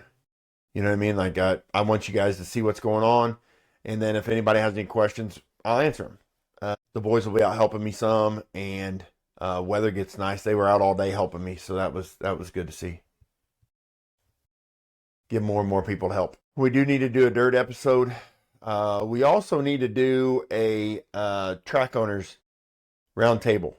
So here's what I'm going to talk about. Dave Brinkman. This is off record, guys. So you guys don't have to. Oh my God, it started now. That's no shit. The pages in my book are stuck. Yeah, I bet they are. I bet they are, Caden. Cuba. Guys, Dave Brinkman from RC Underground Radio. Everybody knows him. If you don't, some guys don't care as much as others, but honestly, I think Dave's seen a different side of this deal. St. Louis, Missouri. Oh yeah, I grew up in Mount Vernon, Centralia area. Used to go to St. Louis all the time. Kelm, so man, thanks for jumping in. Thanks for jumping in. You're welcome here anytime. Sunday nights, we talk shit. If you have a comment, you got something to say, want something, need something, whatever it is, run it slideways. Hell yeah.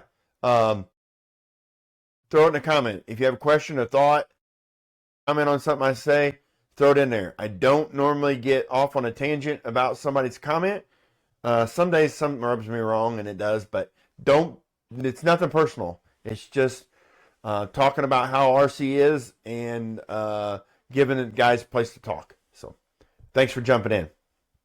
Started racing in the 90s. Man, young man. Yeah.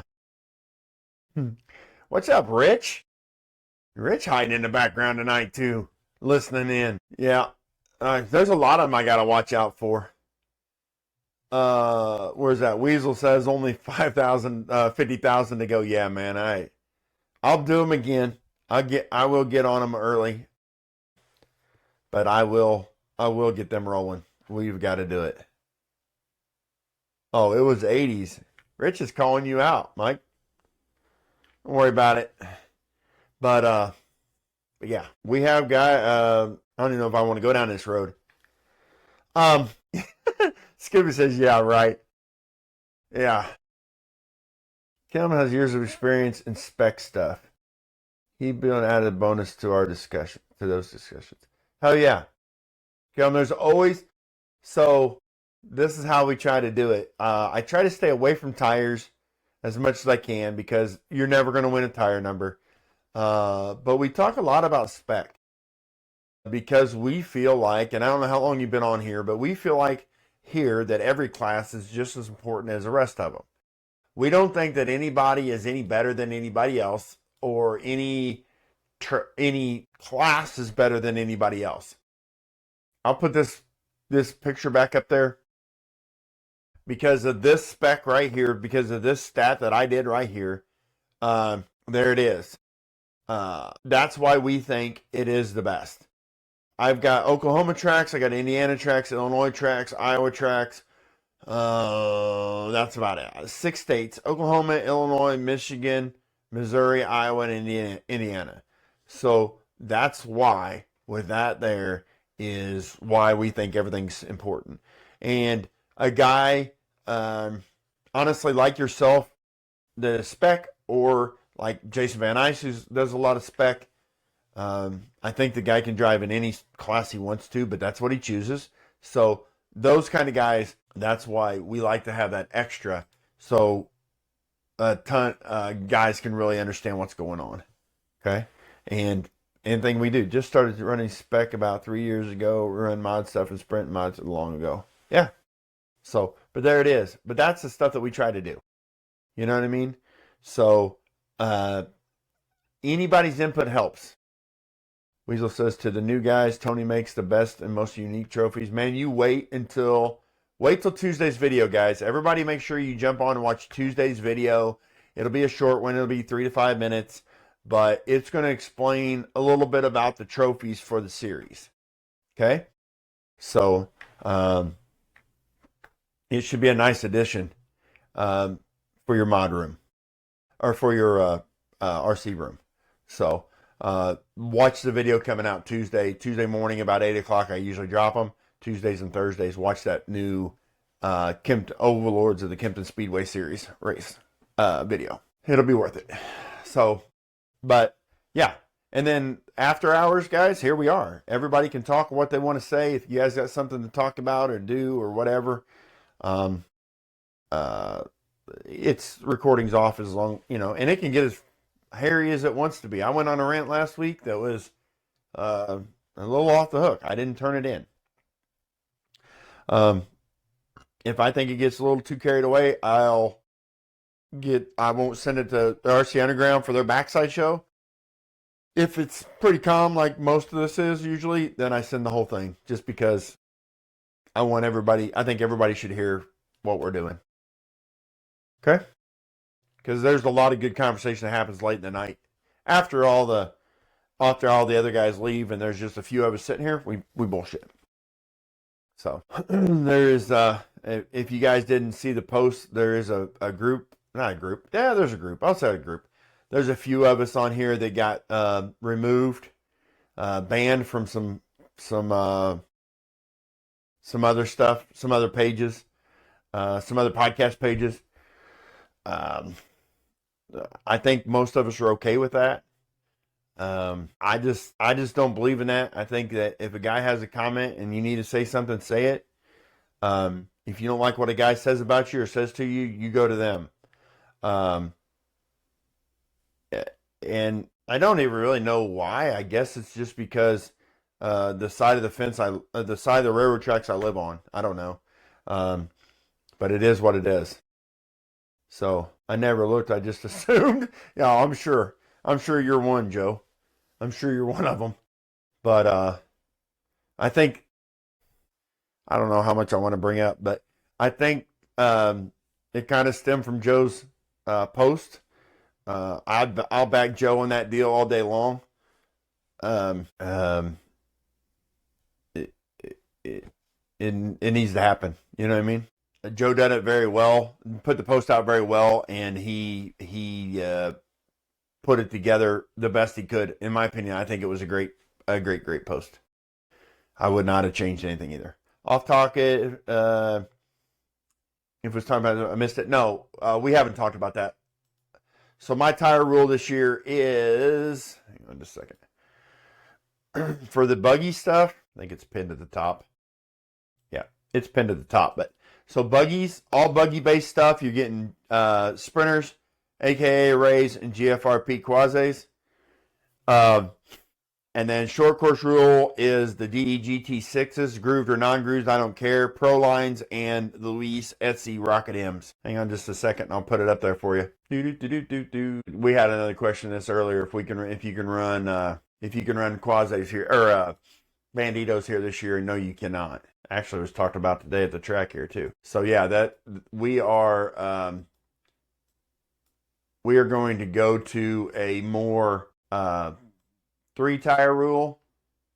It honestly lines up pretty well with Brad's at BB Mods, and there's a purpose for that, right? I mean, we're so close together.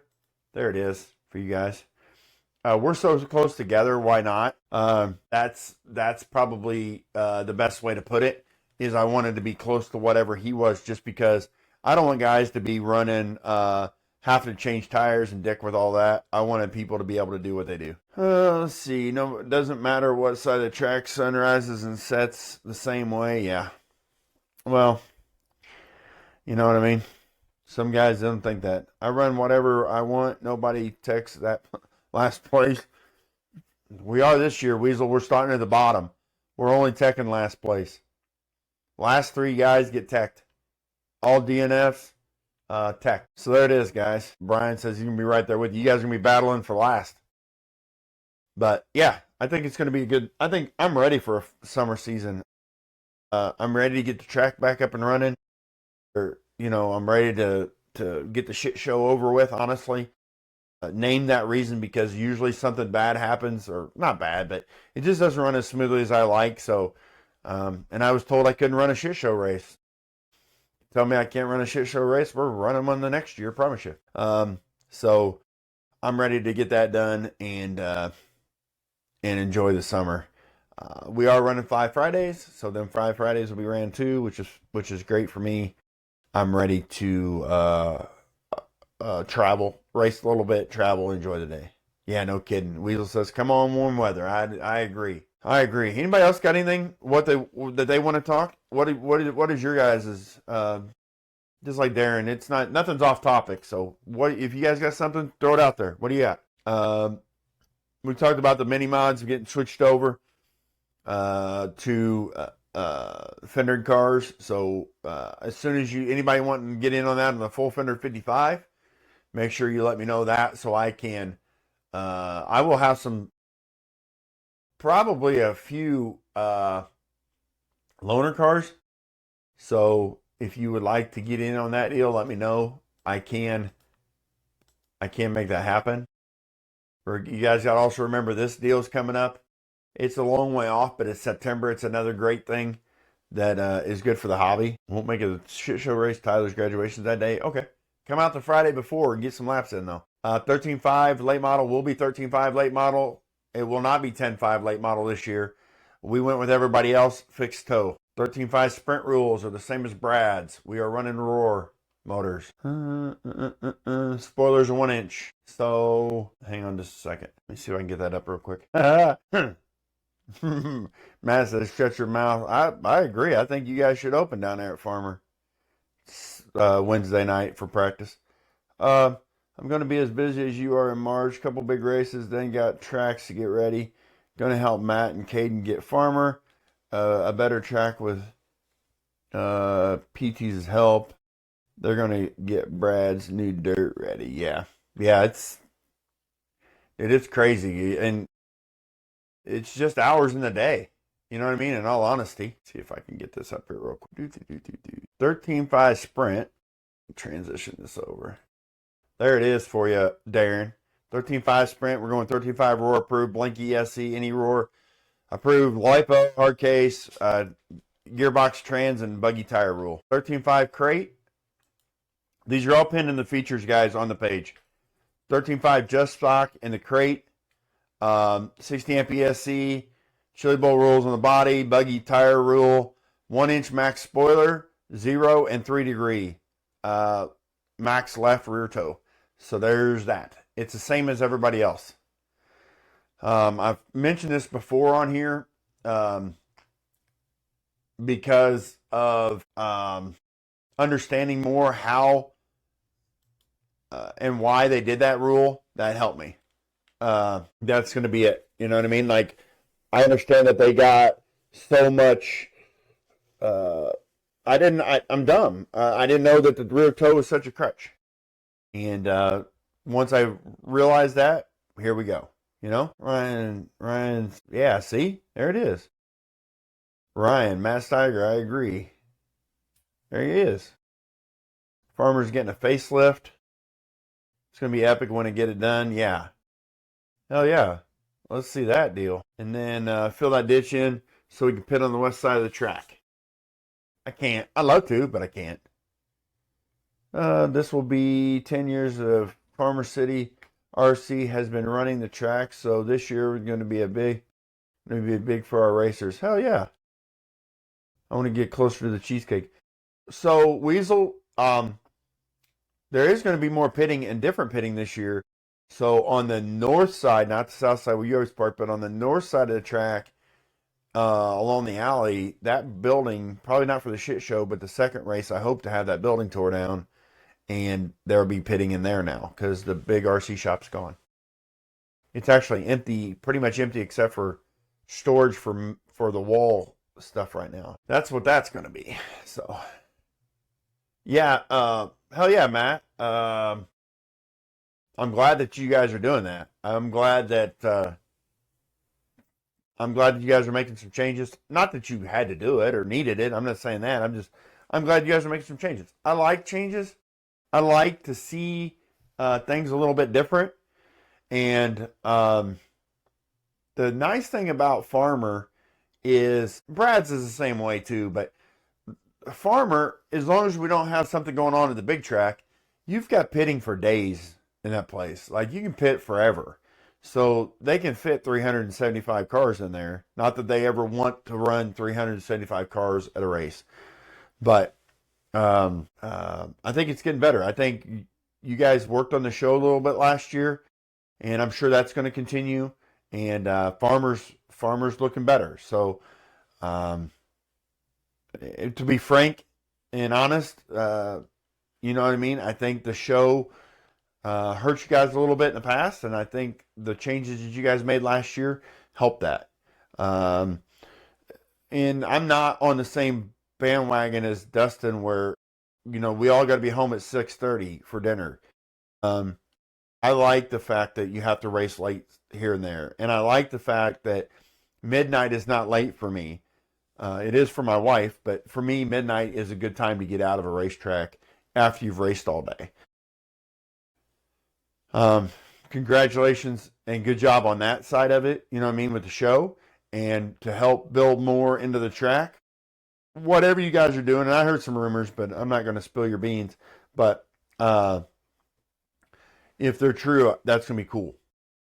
So keep on working on it, and you guys will continue to get better and better and better, just like everything. So keep working, Matt. So what are you doing, Max?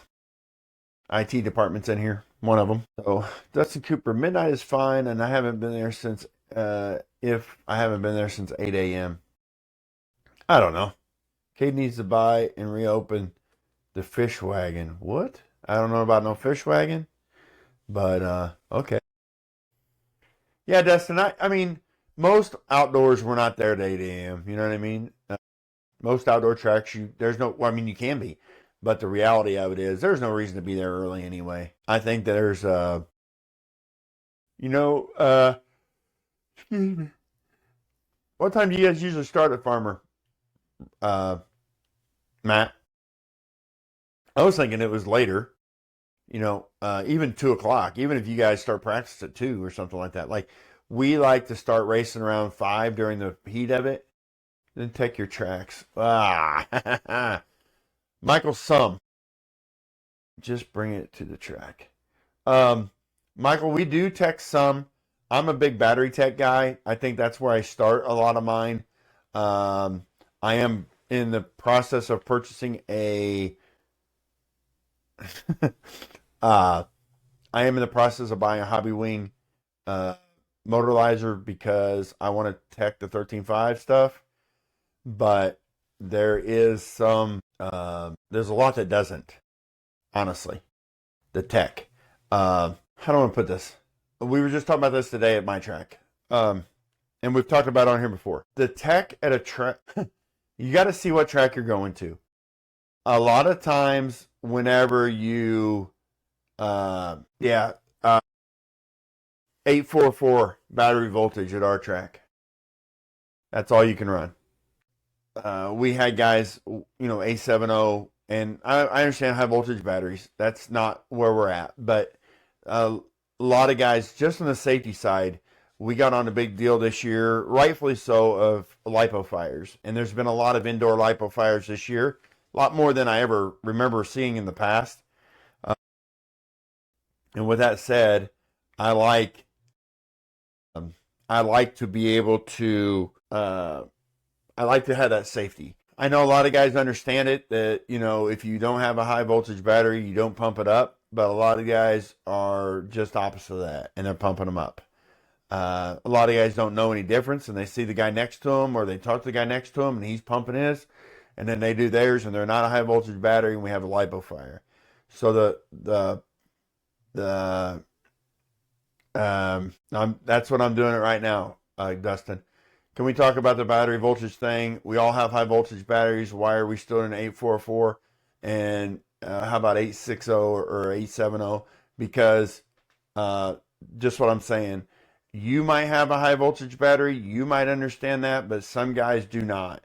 And I'm not going to jump class to class changing battery voltage. I think 844 is fine. If you run mod, I don't tech you anyway. I feel like my guys should be knowledgeable enough to not burn their shit up. But in every other class, I worry about somebody blowing a battery up. So that's why we do 844. What was Chili Bowl this year, guys? 840? I think Chili Bowl was 840. Agreed, Michael. And that's the problem. Like last year, we were open tire here, so we didn't worry about it much. But we will do tire this year probably at a random tech. We like to random tech each thing, not be the same. Yeah, 840, see? So that's the difference. Yeah, and they do 840 as everybody. I don't tech the mod guys. Honestly, I don't tech mod for anything. If you race mod here, you're open. It's, you know, except for tire now. We'll have to do tire. Last year we didn't have to worry about tire either. In mod, I don't worry about it too much. In spec, we are going to start checking more and more. But we got on this conversation today. You got to know what track you're going to. My track was called by somebody that may or may not be in the comments right now, a good old boys track. I love it. Why overcharging mod just a bigger motor? Right, I mean, Michael, yeah, agreed. I mean, I honestly think that is why I don't worry about mod. You know what I mean? Like guys in mod, I think understand enough that they're not going to get hurt or hurt anybody else, and that's why I don't worry about it. Mike, he was the guy that brought the fire extinguishers to slideways. It worked when they had to use one, and they were thankful. Yeah, those guys messaged me immediately and talked to me about that. Cole and I think Pasley did too. But I know Cole did. And some of the other guys that were there just said, hey, it worked. And that's all. You know what I mean? I just did that here. You know what I mean? So, I have some still. If anybody wants one, let me know. For your personal use or a track. I don't care. But this being a good old boys track, I'm okay with that 100%. And I really enjoy that thought of it. So in that sense, I'm probably not gonna host the national finals of anything. That's the difference. You know what I mean? I think it's more to just have a good time. So there's that fine line again. You know what I mean? Where do you start really getting stupid? And I don't want to say stupid. Where do you really get really intense in that? So there it is. You know what I mean? And Kevin asks, what's wrong with the good old boys track? There's nothing wrong with it. I love my track. I don't know that I want to get really crazy intense on all the other stuff. You know what I mean? I want guys just to come have fun. There's nothing wrong with a good old boys track. In all honesty, this is going to sound kind of stupid maybe, but I like it better. I'm going to use PTs as an example, and I've done it before. PTs 2 years ago when we were running mini mods there quite a bit, and slash street stock there more, I didn't care for it as much. I thought it was more cutthroat. This year, I think things have calmed down, and I was talking to some guys today and this week, and they've never been there. And I told them, guys, it's different at PTs now, in my opinion, than it has been in the past, because I feel like it's a little more laid back, but still the best competition when you're on the stand. That's it. You know what I mean? So, I don't have a problem being a good old boys track. And that's where we worry about where do you stop the tech and where do you start the tech. You know what I mean? One man show. I run the track. I run the scoring. I'm at the track. I'm in person daily or all day long. I'm available for everybody all day long. My wife runs the concession stand and takes care of the food and takes care of registration, and I run everything else. My kids help where they can.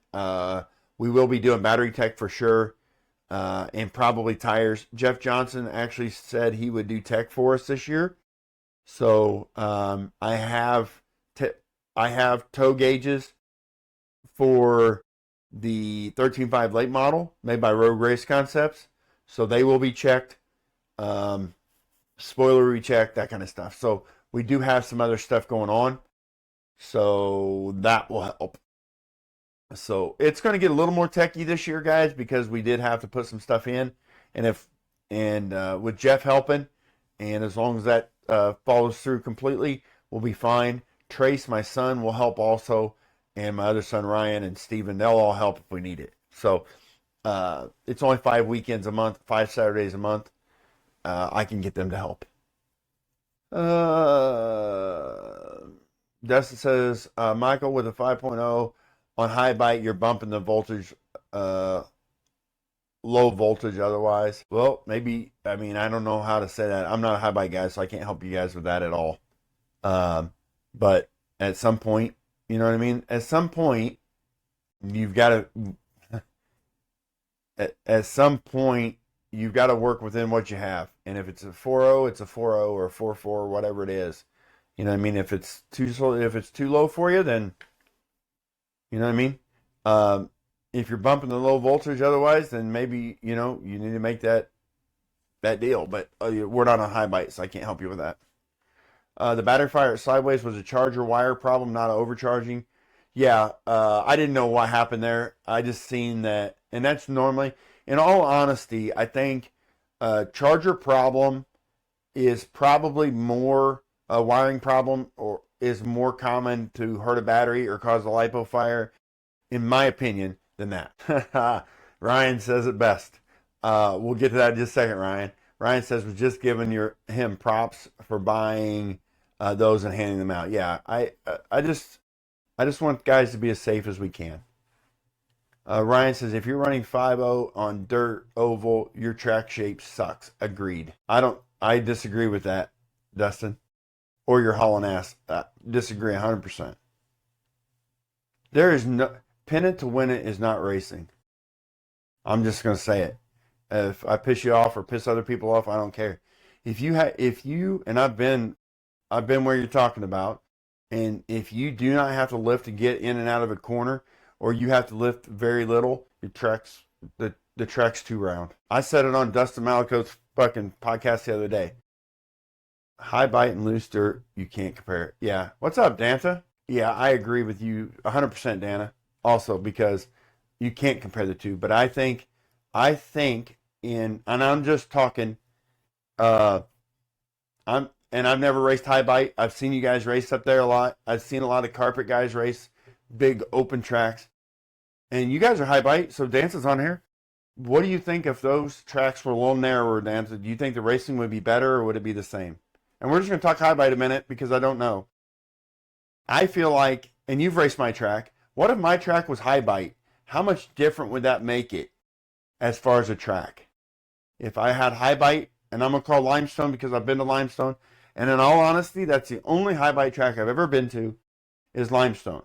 If you put my track size and style as limestone's dirt, how would it race? How much different would it race? Would it be better?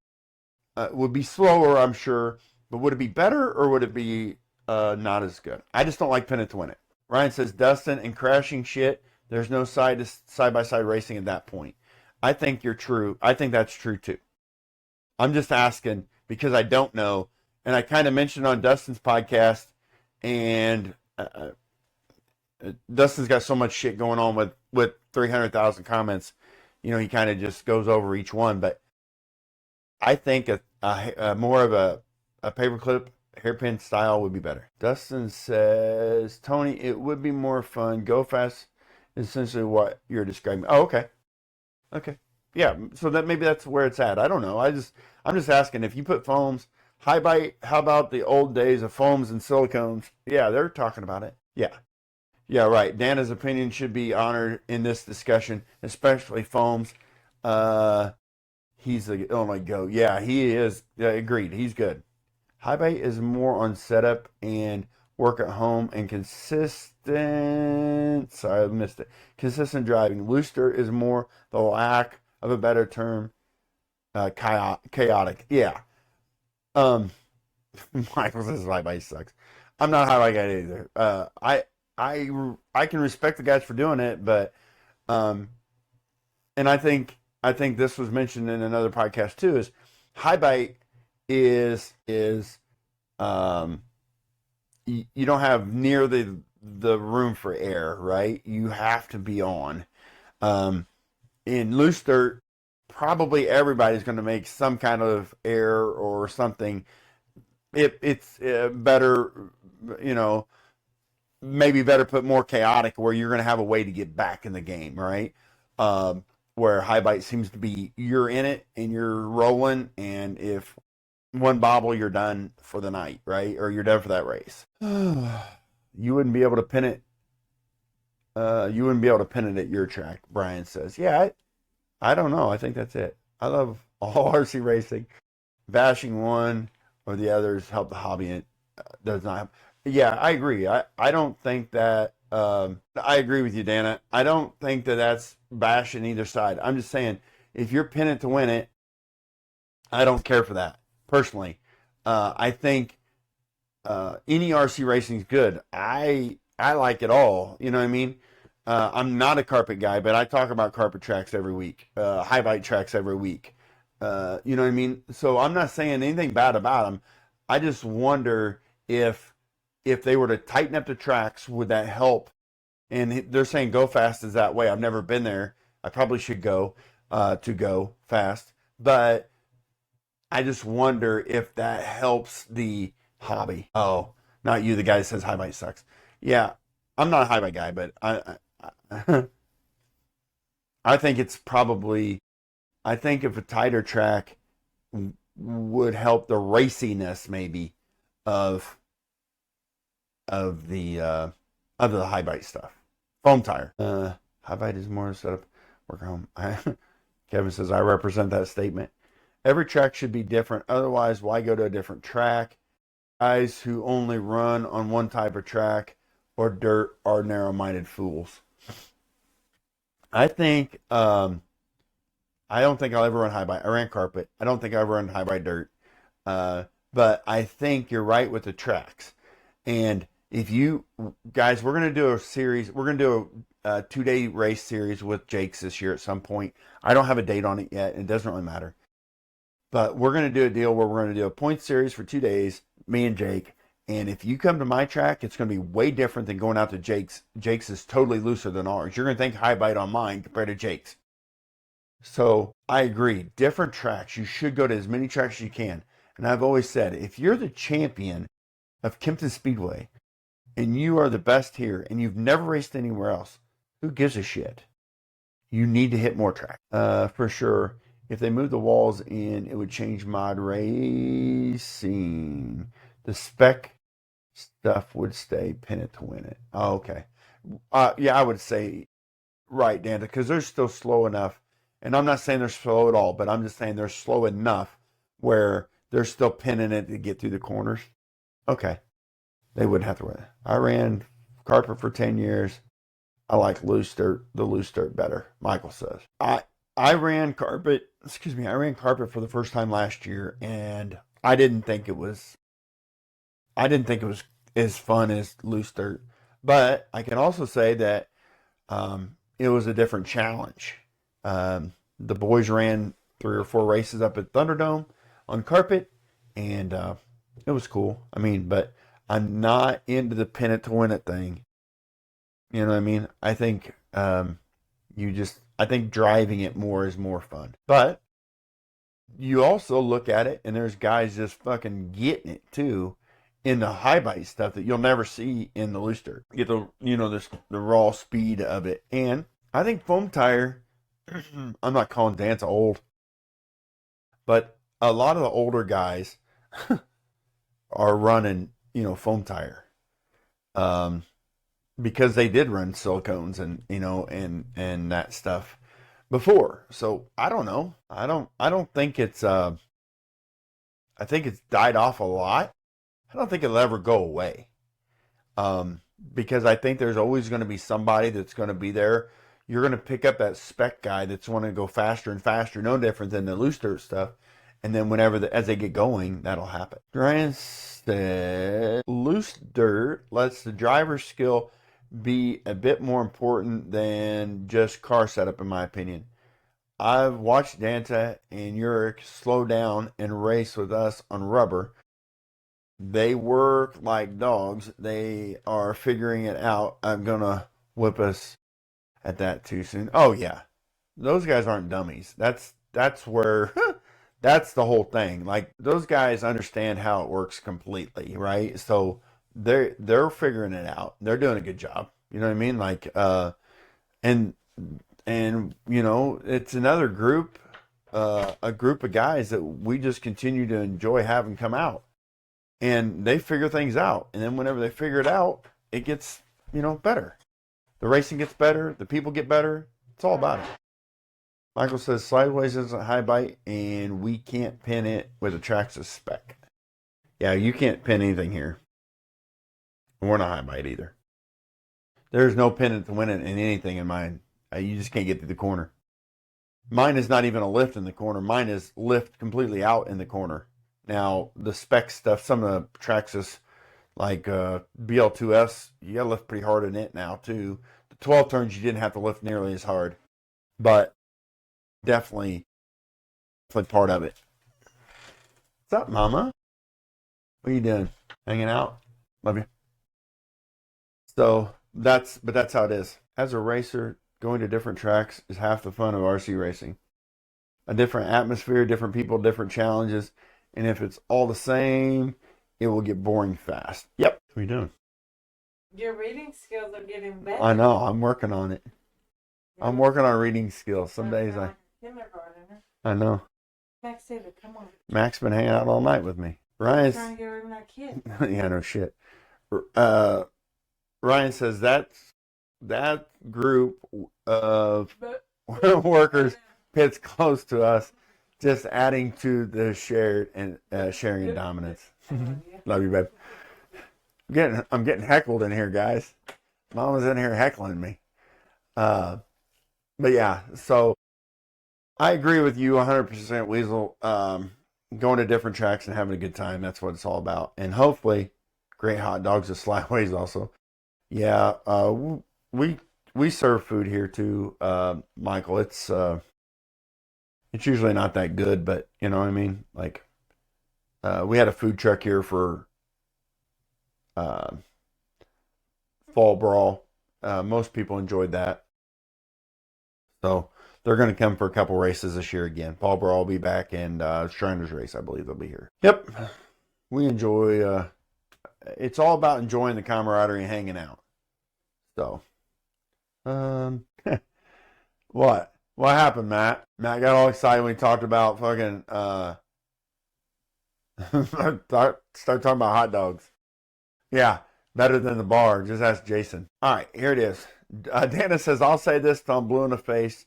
Though nothing beats mod sprint high bite. It may look like pin it to win it, but I'll let anyone come out and wheel that thing for 4 minutes. I think it would change a lot of people's views on it. Danta, I'm not saying it's easy by any means. Believe me, buddy. The speed that you guys are running that deal, I don't think I could react fast enough. And I think the pure reaction to it is crazy. So I'm not selling it short.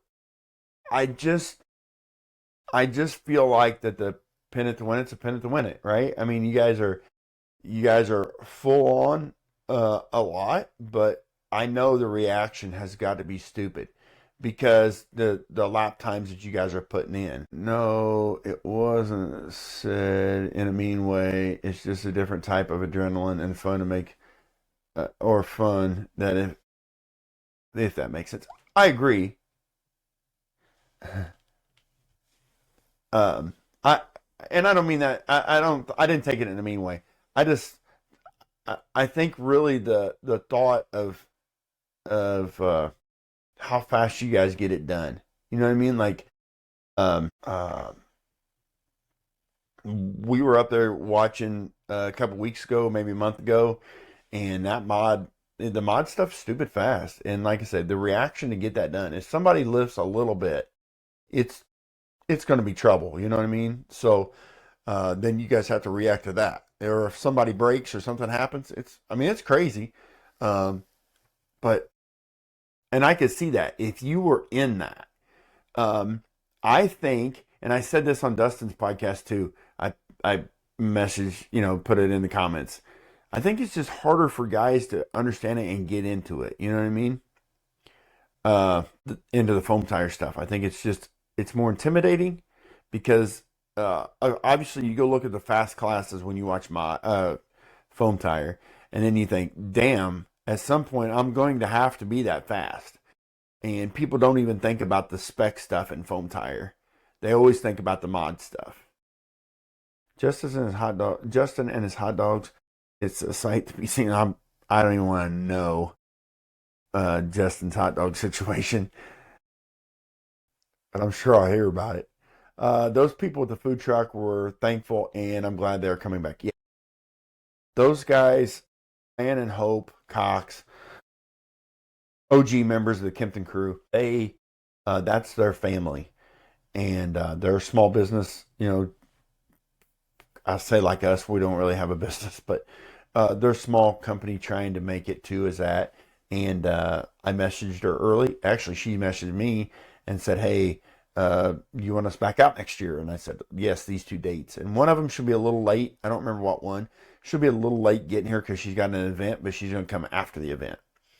Um, so it'll be good. Fall brawl we'll do. It'll be a little bit more money again to race, but we will give free food. I don't know about the rest of the year, but I'm thinking we're going to try to do that again. So you guys will get a free meal on us, and then we'll go from there. And then, like we always do, we'll give free food throughout the year. We'll make dinners of some sort for you guys to have at the shop. So, not bragging about anything, but you take our Howard group, Danton and Uric group, and then put the Lewis family in our tent, and good luck with anyone else that shows up. Agreed. You guys have got a group of mod guys that will definitely help everybody. I think that's a fair statement.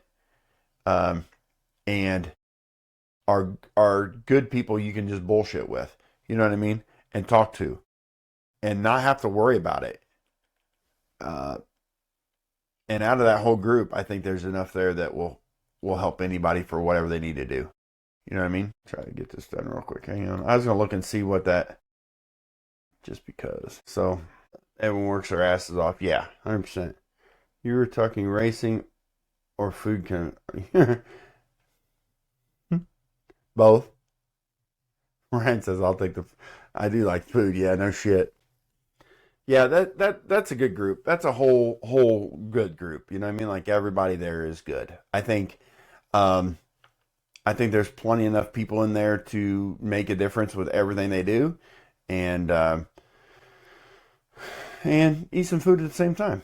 So it's good. It's a good time. I enjoy. I tell you what, I really enjoy. I really enjoy blending all that in. Like I like the fact that we have a group of guys that run the open stuff, and then we have a group of guys that run spec stuff, and I I want to be able to make sure those two groups are not divided by a big area. I want them all to be able to do it all. I do love eating good food. You ain't kidding, man. And they did a good job of that food truck. So, and we'll get some meals going this year too. So, as a track. All right, guys, we've been on this deal for, I don't know, 3 hours. So we're going to shut her down. If you guys got anything for me, shoot me a message. Make sure you guys hang out for the videos. We'll get videos rolling again this week, Tuesday, Thursday, hopefully. Pay attention to Tuesdays. It's going to give you an idea on trophies and how things are going to work a little bit more. And then we'll start seeing what teams are coming. So we are going to, have you seen the videos? We've sent guys out from the Kempton Kingdom, and we are sending guys out to spread the word.